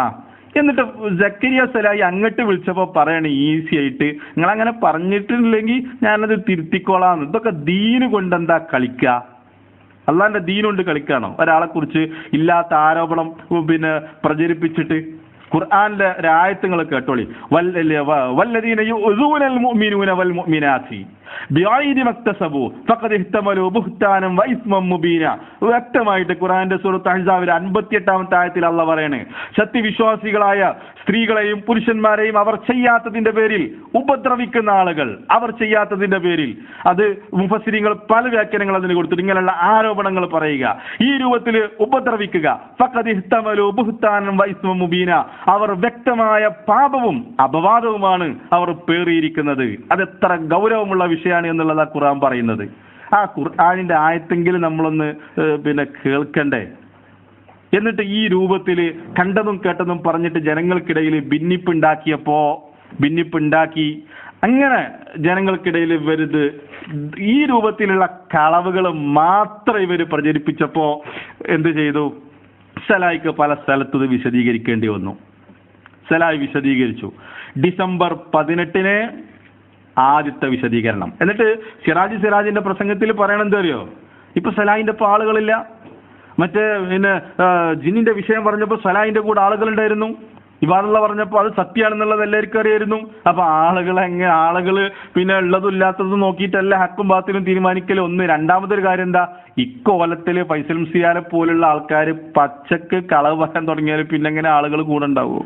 ഈ രൂപത്തിൽ ജനങ്ങളെ തെറ്റിദ്ധരിപ്പിക്കല്ലേ? സംഘടനാ ചാനലിലൂടെയും അല്ലാതെ. ഇതിപ്പോ വടകരയിൽ പബ്ലിക്കിൽ പറഞ്ഞതാണ്. ഇത് തന്നെയല്ലേ നിങ്ങൾ ഉദ്ദേശിക്കുന്നത്? ഇതുകൊണ്ടാണ് സംഘടനക്ക് ഷർട്ട് വേണമെന്ന് പണ്ഡിതന്മാർ പറഞ്ഞത്. അതല്ലെങ്കിൽ തോന്നിയ രൂപത്തിൽ ഒരു സംഘടന മനോജയിട്ട് നടക്കേണ്ടി വരും. അതുകൊണ്ടാണ് ഞങ്ങൾ മാറിയുന്നത്. എന്തിനാണ് തമയ്യുസ് എന്നൊക്കെ ചോദിച്ചിട്ട് പിന്നെ ചൂടാകുന്നുണ്ടല്ലോ. ഇതിനാണ് തമയ്യുസ്. ഈ രൂപത്തിൽ കളവ് പറഞ്ഞിട്ട് ഇത് കളവല്ല നിങ്ങൾക്ക് വാദമുണ്ടോ? തെളിയിച്ചോ, നമ്മൾ തിരുത്തിക്കൊള്ളാം. നമുക്കൊരു പ്രശ്നമല്ല. അത്രക്ക് ധൈര്യം ഉണ്ടെങ്കിൽ ആ ക്ലിപ്പിട് പ്രസംഗിക്ക്. അപ്പൊ ഇങ്ങനെ പറയുന്ന ആളുകളിൽ നിന്ന് സ്വാഭാവികമായിട്ടും തമയ്യുസ് വേണ്ടി വരും. ഇനി ഒന്ന് ചോദിക്കട്ടെ, എങ്ങനെ പറയുന്ന ആളുകളിൽ നിന്ന് ഇൽമു സ്വീകരിക്കാൻ പാടുണ്ടോ? അവരിൽ നിന്ന് ഇൽമു സ്വീകരിക്കാൻ പാടുണ്ടോ? അപ്പൊ ഈ രൂപത്തിലുള്ള പ്രചരണങ്ങൾ നടത്തിയപ്പോൾ സലായിക്ക് അതിന് മറുപടി പറയേണ്ടി വന്നു. അപ്പം മറുപടി പറഞ്ഞപ്പോൾ എന്തായി? ആദ്യം നേരത്തെ പറഞ്ഞ പോലെ December 18 ആദ്യത്തെ മറുപടി. ഇവരുടെ സംഘടനാ കുതന്ത്രങ്ങൾ വിശദീകരിച്ചെടുത്തു. ഇത് വിശദീകരിച്ചപ്പോഴാണ് നേരത്തെ പറഞ്ഞതുപോലെ നസീഹത്തില്ല, ഹിക്മത്തില്ല, ആകെ ബഹളം, ശത്രുക്കൾക്ക് വടിക്കാൻ പിന്നെ അടിക്കാൻ വടി കൊടുത്തു അല്ലെ. ഇത് ഇവർ നന്നായി പ്രചരിപ്പിച്ചിട്ടുണ്ട്. മറ്റുള്ള സംഘടനക്കാർക്ക് അടിക്കാനുള്ള വടി കൊടുത്തു. ആരാ വടി കൊടുത്തത്? നമ്മളാ കൊടുത്തത്. മാസങ്ങളോളം ഈ ദുഷ്പ്രചരണം നടത്തിയത്, അതിന് മറുപടി പറഞ്ഞ സലാഹി ഫിത്നക്കാരൻ. ആ ദുഷ്പ്രചരണം നടത്തിയ ആൾക്കാർ നല്ല നസീഹത്തുള്ള കുട്ടികളും. അതുകൊണ്ട് എന്റെ പ്രഭാഷണം കേൾക്കുന്ന ആൾ ഈ ചോദ്യങ്ങളെ മനസ്സിലുണ്ടായിക്കോട്ടെ. മാസങ്ങളോളം ഈ രൂപത്തിലുള്ള കള്ളപ്രചരണങ്ങൾ നടത്തിയ ആളുകൾ അവരാണോ ഫിത്ന ഉണ്ടാക്കിയത്? അവരാണോ നമ്മളെ ഭിന്നിപ്പിച്ചത്? അവരാണോ നമ്മളെ ചേരികളാക്കിയത്? അതല്ല, ഈ കള്ളപ്രചരണങ്ങൾക്ക് മറുപടി പറഞ്ഞ സലാഹിയാണോ ഭിന്നിപ്പിച്ചത്? ഇനി നിങ്ങൾ ഉത്തരം പറയും. അതിന് നിങ്ങളാണ് ഉത്തരം പറയേണ്ടത്. ഇങ്ങനെ ഒരു ആരോപണം വരുമ്പോൾ ഇസ്ലാമികമായിട്ട് ചെയ്യേണ്ടത് എന്താ? അത് വിശദീകരിച്ചു കൊടുക്കണം. അത് വിശദീകരിച്ചു കൊടുത്തു. അത് വിശദീകരിച്ചു കൊടുക്കലാണ് അതിന്റെ ഇസ്ലാമികമായിട്ടുള്ള മര്യാദ. ഞാൻ ചോദിക്കട്ടെ, ഈ ആരോപണങ്ങൾക്ക് സലാഹി പബ്ലിക്കിൽ വിശദീകരണം കൊടുത്തത് ഒരാളെയും വ്യക്തിപരമായി തേജോവധം ചെയ്യാതെ, വ്യക്തിപരമായ കാര്യങ്ങൾ പറയാതെ ഈ കാര്യം വിശദീകരിച്ചു കൊടുത്തത് ഇസ്ലാമികമായിട്ട് തെറ്റാണെന്ന് സ്ഥാപിക്കാനുള്ള ആർജവങ്ങൾക്ക് ഉണ്ടോ? നിങ്ങൾ തെളിയിക്കും. അത് തെളിയിക്കും. ഇങ്ങനെ വിശദീകരിച്ചത് തെറ്റാണ്. അപ്പൊ മാസങ്ങളോളം കുപ്രചരണം നടത്തിയതിന് മറുപടി കൊടുത്തു. അത് മറുപടി കൊടുക്കണം. കാരണം ഇനി അത് തെറ്റാണെങ്കിൽ ഒന്നുകൂടി ചോദിക്കട്ടെ, KNM ശിർക്കാരോപണം നടത്തി, നമ്മൾ എവിടെ മറുപടി കൊടുത്തത്? ചോദിക്കട്ടെ. നമ്മളെക്കുറിച്ച് ജിന്നിനോട് വിളിച്ച് പ്രാർത്ഥിക്കുന്നവരാണെന്നുള്ള കടുത്ത അപരാധം, കടുത്ത ശിർക്ക്, നമ്മൾ ശിർക്കിലേക്ക് പോയിരിക്കുന്നു എന്ന അപവാദം സംഘടനാശാലയിലൂടെയും ജംഇയ്യത്തിന്റെ ബാനറിൽ അവർ പ്രചരിപ്പിച്ചപ്പോൾ നമ്മൾ മറുപടി കൊടുത്തത് എവിടെ? നമ്മൾ സംഘടന ഉപയോഗിച്ചിട്ടാ മറുപടി കൊടുത്തത്? അതോ പബ്ലിക്കിലോ? ഫൈസൽ മുസ്ലിയാരുടെ മുഖാമുഖമൊക്കെ നടന്നത് എവിടെ വെച്ചിട്ടാ? വീട്ടിൽ വെച്ചിട്ട് നടത്തിയതാ ആണോ? അപ്പൊ അത് തെറ്റും ഇത് ശരിയാകുന്നത് എങ്ങനെ? KNM ആരോപണങ്ങൾക്ക് മറുപടി പറഞ്ഞത് നസീഹത്ത് അല്ലെ? ഫൈസൽ മുസ്ലിയാരും സിറാജും ഒക്കെ മറുപടി പറഞ്ഞത് നസീഹത്ത്. ദഅവാ സമിതി പ്രചരിപ്പിച്ച അപവാദങ്ങൾക്കും കള്ളപ്രചരണങ്ങൾക്കെതിരെ മറുപടി കൊടുക്കുന്നത് നസീഹത്തിനെതിരും. ഇത് ഈ തല തിരിഞ്ഞ ഇതെന്താന്നുള്ളത് മനസ്സിലാകുന്നില്ല. അതൊന്ന് തെറ്റും ഒന്ന് ശരിയാകുന്നത് എങ്ങനെ? അത് ശരിയാവില്ലല്ലോ. ഇനി മാത്രല്ല, KNM പബ്ലിക്കിൽ മറുപടി കൊടുത്തല്ലോ. അതിനെപ്പറ്റി TK അഷ്റഫ് എഴുതിയതൊന്ന് കേട്ടോ. എന്താ TK അഷ്റഫ് പറഞ്ഞത്? എന്താ അറിയോ? എന്തിനാണ് പബ്ലിക്കിൽ ഇത് മറുപടി കൊടുത്തത് എന്നാ കേട്ടോ. ഇതിൽ ദർശനത്തിൽ എഴുതിയതാ, February 7. അതുകൊണ്ട് ഇത് പറയുന്ന ആളുകളുണ്ടല്ലോ, ഞാൻ വിഷയം അവസാനിപ്പിക്കുകയാണ്. നമ്മൾ ഫിത്ന ഉണ്ടാക്കി, പുറത്ത് പറഞ്ഞിട്ട് ഫിത്ന ഉണ്ടാക്കിയതാണല്ലോ. പല സഹോദരങ്ങൾ ഇന്നും ആ കെണിയിലാണ്. നമ്മൾ പറയുന്നത് എന്താണ് എന്ന് കേൾക്കാനുള്ള മനസ്സ് പോലും ആർക്കില്ല. നിങ്ങളിത് കേട്ടിട്ടുണ്ടോ? ഞങ്ങളിത് കേട്ടിട്ടൊന്നുമില്ല. ഇത് പുറത്ത് പറഞ്ഞ് ഫിത്ന ഉണ്ടാക്കിയില്ലേ? നല്ല മുന്നോട്ട് പോയിക്കൊണ്ടിരിക്കുന്ന നല്ലൊരു മഹത്തായ ദഅവാ സംഘടനയെ പിളർത്തിയില്ലേ? അപ്പൊ ഈ പിളർത്തിയതൊന്നും നമ്മളല്ലല്ലോ. അതിന്റെ തെളിവുകൾ വിശദീകരിച്ചു. മാസങ്ങളോളം ഇത് ചെയ്തത് ആരാ? പ്രതികളാരാ അവിടെ? അപ്പൊ ഇതിന്റെ ഉത്തരവാദിത്വത്തിൽ നിന്ന് ദഅവാ സമിതിക്ക് ഒരിക്കലും മാറാൻ കഴിയില്ല. അതുകൊണ്ട് ഇവരെ തിരിച്ചറിയണം എന്നുള്ളതാ പറയാനുള്ളത്. അപ്പോ KNM-നെതിരെ നമ്മൾ പുറത്ത് വിശദീകരണം കൊടുത്തപ്പോൾ ഇതേപോലെ വിമർശനങ്ങൾ വന്നു. നന്നായിട്ട് മനസ്സിലാക്കിക്കോ. KNM ആരോപണത്തെ നമ്മൾ നേരിട്ടത് പബ്ലിക്കിൽ വെച്ചിട്ടാ, റോട്ടിൽ വെച്ചിട്ടാ ആണല്ലോ. അപ്പൊ ഇതേപോലെ വിമർശനങ്ങൾ വന്നു. ഒരു നൂറ്റാണ്ടിന്റെ പാരമ്പര്യമുള്ള സംഘടന നമ്മൾ ഇങ്ങനെ തകർക്കണം, ഇതൊക്കെ ഉള്ളിൽ പറഞ്ഞ് പരിഹരിച്ചൂടെ എന്നുള്ള വിമർശനം വന്നപ്പോ ആ വിമർശനത്തിന് TK അഷ്റഫ് കൊടുത്ത മറുപടി കേട്ടോ. എന്താ മറുപടി കേട്ടോ? സംഘടനക്കകത്ത് കാര്യങ്ങൾ പറയാനുള്ള മുഴുവൻ അവസരങ്ങളും നിഷേധിക്കപ്പെടുകയും കേട്ടോ. സംഘടനക്കകത്ത് കാര്യങ്ങൾ പറയാനുള്ള മുഴുവൻ അവസരങ്ങളും നിഷേധിക്കപ്പെടുകയും മൂവർ സംഘത്തിന്റെ നേതൃത്വത്തിൽ ശിർക്കാകാത്ത കാര്യങ്ങൾ ശിർക്കാക്കുകയും ശിർക്കാവുന്ന കാര്യങ്ങൾ തൗഹീദിന്റെ ഭാഗമായി വിശദീകരിക്കുകയും ചെയ്തപ്പോൾ സ്വാഭാവികമായും പുറത്ത് കാര്യങ്ങൾ വിശദീകരിക്കേണ്ടി വന്നു. കണ്ടോ? സംഘടനക്കുള്ളിൽ ഇത് തുറന്നു പറയാൻ സമ്മതിച്ചില്ല. ശിർക്കല്ലാത്ത കാര്യത്തെ ശിർക്കാക്കി അല്ലെ? അതാണ് ഇപ്പൊ നിങ്ങൾ ചെയ്തുകൊണ്ടിരിക്കുന്നത്. സംഘടനക്കുള്ളിൽ ഞാൻ നേരത്തെ പറഞ്ഞല്ലോ, അവിടെ സെപ്റ്റംബർ മാസത്തിൽ കൗൺസിൽ നടക്കുമ്പോൾ സലാഹി ദഅവാ സമിതിയുടെ ചെയർമാനാ. നിങ്ങൾ പരിപാടിക്ക് വിളിച്ചിട്ടുണ്ടോ? നിങ്ങൾക്ക് ഇതിനെ രണ്ടാക്കണം എന്നുള്ള ആഗ്രഹം ഉണ്ടായിരുന്നു, നസീഹത്ത് ഉണ്ടായിരുന്നെങ്കിൽ നിങ്ങൾ ആ പരിപാടിക്ക് വിളിക്കും. എത്ര പരിപാടികൾ നിങ്ങൾ മാറ്റി നിർത്തി. ഇനി സലഫി ആദർശത്തിന് വിരുദ്ധമായ എന്തെങ്കിലും ഒരു നിലപാട് ആദർശം സലാഹി മുന്നോട്ട് വെച്ചിട്ടുണ്ടോ? നിങ്ങൾക്കത് തെളിയിക്കാൻ പറ്റുമോ? എങ്കിലും പിന്നെ നിങ്ങൾക്ക് അത് പറയാം. അതുകൊണ്ടാണ് സലാഹിനെ വിളിക്കാതിരുന്നതെന്നുള്ളത്. നിങ്ങൾക്ക് തെളിയിക്കാൻ പറ്റുമോ അത്? അപ്പോൾ ടി കെ അഷ്റഫ് പറഞ്ഞത് എന്താ? ഉള്ളിൽ കാര്യങ്ങൾ വിശദീകരിക്കാൻ പറ്റാതെ വന്നു. നമ്മളൊക്കെ ഷിർക്കിന്റെ ആളുകളായി ചിത്രീകരിച്ചു, അപ്പൊ പുറത്ത് കാര്യങ്ങൾ വിശദീകരിച്ചു. ഇതന്നെ നമ്മളും ചെയ്തിട്ടുള്ളൂ. സംഘടനയുടെ ഉള്ളില് ഞങ്ങൾ സംഘടന ഹറാമാണ് എന്നുള്ള വാദത്തിലേക്ക് കൊണ്ടുപോകുന്നു. ഇനി അത് ചോദിക്കാണ്ട് ഇൻഷാ അല്ലാഹ് നമ്മുടെ ആ വിഷയം വരുന്നുണ്ട്. ഇനി ഒരാൾ സംഘടന ബിദഅത്താണെന്ന് പറഞ്ഞു, ഓൻ സലഫിയാണോ അതോ ഖുറാഫിയാണോ അതോ ഇഖ്വാനിയാണോ എന്താണോ? എന്നിട്ട് നമ്മൾ നമ്മുടെ നിലപാട് ആദ്യം വ്യക്താക്കിയിട്ടുണ്ട്. ശുറൂത്തുകളോടുകൂടി പണ്ഡിതന്മാർ, ലോകത്തുള്ള സലഫി പണ്ഡിതന്മാർ സംഘടന അനുവദിച്ചിട്ടുണ്ട്. നമ്മുടെ വാദം അതാണ് എന്നുള്ളത് ആവർത്തിച്ച് പറഞ്ഞിട്ടുണ്ട്. പക്ഷെ നിങ്ങളത് സംഘടനാശാലക്കൂടെ അത് സലാഹിനെ അടിക്കാനുള്ള ആയുധമായിട്ട്, വടിയായിട്ട് നിങ്ങൾ ഉപയോഗപ്പെടുത്തി. ദമ്മാജും സാജിദും, ഇപ്പൊ ദമ്മാജും സാജിദും ഒന്നുമില്ല, ഇപ്പൊ ചെമ്പും കൊണ്ട് നടക്കുകയാണ്. നമ്മൾ ദൈവത്തെ നടത്തുന്നില്ല എന്ന് പറഞ്ഞിട്ട്. ഇൻഷാ അല്ലാഹ് വരുന്നുണ്ട്. ആരാണ് ഈ ചെമ്പൊന്ന് ചോറ് കൊടുക്കാത്തത് ആരാന്നുള്ളത് വരുന്നുണ്ട്. എന്നിട്ട് പിന്നെ അവ എന്ത് ചെയ്തു? ഈ രൂപത്തില് സലാഹിക്കെതിരെ കുപ്രചങ്ങൾ നടത്തിയപ്പോ നമ്മൾ KNM-നെതിരെ ചെയ്ത നിലപാട് നമ്മളും സ്വീകരിച്ചു. ഒന്ന് നസീഹത്തിനെതിരും ഒന്ന് നസീഹത്തും ആകുന്നത് എങ്ങനെയാണ്? നമ്മൾ KNM-നെതിരെ നടത്തിയത് നസീഹത്ത്, അത് ഹിക്മത്തുണ്ട്, നസീഹത്തുണ്ട്. കാബ നബി പൊളിക്കൂല എന്ന് പറഞ്ഞ സംഭവം ഒന്നും, അതേപോലെ തന്നെ ലാ ഇലാഹ ഇല്ലല്ലാഹ് പറയണ്ടെന്ന് പറഞ്ഞ സംഭവം ഒന്നും അതിനെതിരല്ല അല്ലേ? ഒന്നും അതിനെതിരല്ലല്ലോ, ഒന്നും അതിനെതിരല്ല. അതൊക്കെ വരുന്നുണ്ട് നമ്മൾ ഇൻഷാ അല്ലാഹ്. എന്നിട്ട് ഇത് ഈ മാസങ്ങളോളം നടത്തിയ ഈ ആരോപണങ്ങൾക്കെതിരെ മറുപടി പറഞ്ഞത് നസീഹത്തില്ലാത്തത് നമ്മൾ ഭിന്നിപ്പിച്ചു, നമ്മൾ പ്രശ്നങ്ങൾ ഉണ്ടാക്കി, നമ്മൾ ചേരിയാക്കി. അപ്പൊ മന്ത് മറ്റേ കാലിലാണ് എന്നൊരു വർത്താനം ഉണ്ടല്ലോ, അതാണ് നമുക്ക് ഈ സന്ദർഭത്തിൽ പറയാനുള്ളത്. അപ്പൊ ചുരുക്കത്തില് എനിക്ക് പറയാനുള്ളത്, നമ്മൾ KNM-ൽ നിന്ന് വിട്ടു പോകുന്നത് എന്താണ്? ആദർശപരമായ പ്രശ്നങ്ങൾ ഉണ്ടായിരുന്നു. ഇനി നമുക്ക് പൂർണ്ണമായ സലഫിയത്ത് ഉൾക്കൊള്ളുന്ന ഒരു സംഘടന, ഇന്നിപ്പോ മൊത്തം സംഘടനാ മനേജ പറഞ്ഞത് തിരുത്തി പറയാണ് ഒക്കെ നമ്മൾ ഇൻഷാ അല്ലാഹ് അത് വിശദീകരിക്കുന്നുണ്ട്. അപ്പൊ സലഫി മനഹജ് അല്ല യഥാർത്ഥത്തില്. അതുകൊണ്ട് നമുക്കിപ്പോ തോന്നുന്നത് എന്താ അറിയോ? അബ്ദുറഹ്മാൻ സലഫിനായിട്ട് വെറുപ്പുള്ള കുറെ ആൾക്കാർ ഇങ്ങോട്ട് പോകുന്നു, ഇവിടെ സംഘടന ഉണ്ടാക്കി അതേ കൊല്ലത്തരം മുന്നോട്ട് പോവുക. ഇവരുടെ സംഘടനാപരമായിട്ടുള്ള നിലപാടുകളും ആദർശപരമായ നിലപാടുകളും കണ്ടാൽ നമുക്ക് മനസ്സിലാകുന്നത് അതാണ്.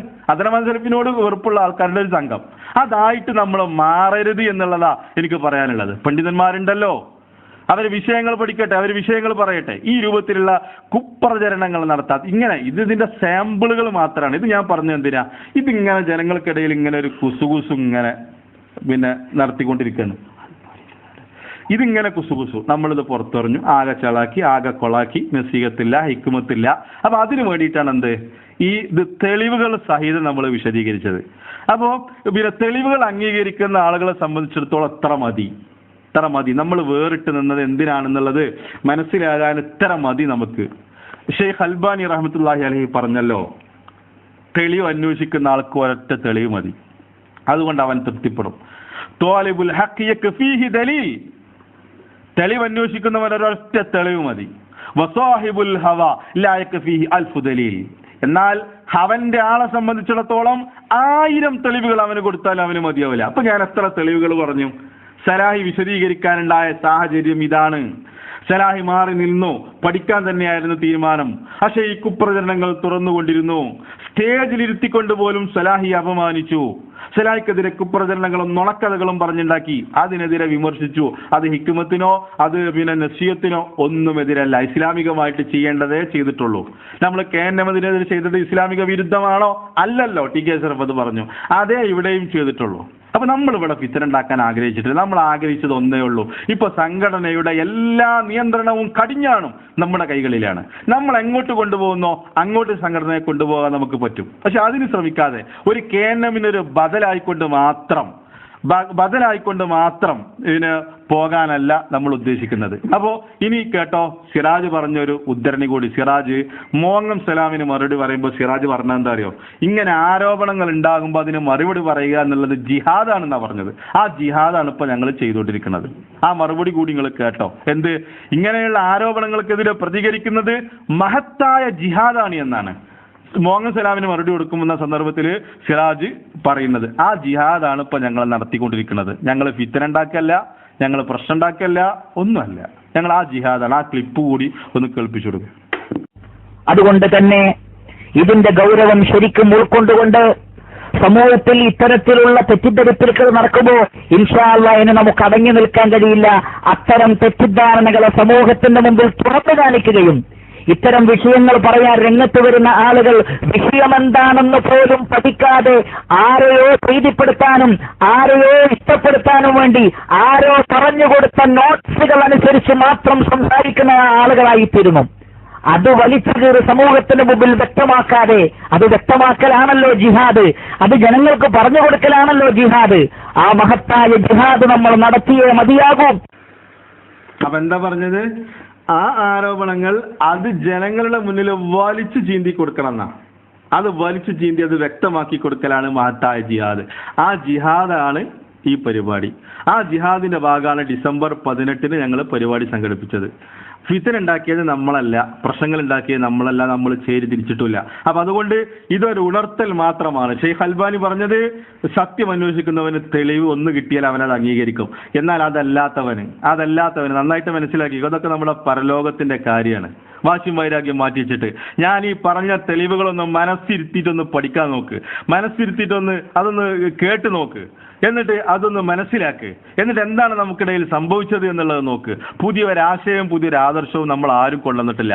ലോകത്തുള്ള സലഫി പണ്ഡിതന്മാർ പറഞ്ഞ എന്താണോ അതേ നമുക്കും പറയാനുള്ളതുള്ളൂ. അപ്പോ പിന്നെ അവന്റെ ആളെ സംബന്ധിച്ചിടത്തോളം അവനെ സംബന്ധിച്ചിടത്തോളം അവൻ 1000 തെളിവുകൾ കിട്ടിയാലും അവനത് മതിയാവുകയില്ല എന്നുള്ളതാണ് ഷെയ്ഖ് അൽബാനി റഹ്മത്തുള്ളാഹി അലൈഹി പറയുന്നത്. അപ്പൊ വിഷയം പഠിക്കുക. ഇൻഷാ അല്ലാഹ് ഇതിന്റെ കുറച്ച് ബാക്കി ഭാഗങ്ങൾ കൂടി നമുക്ക് വിശദീകരിക്കാനുണ്ട്.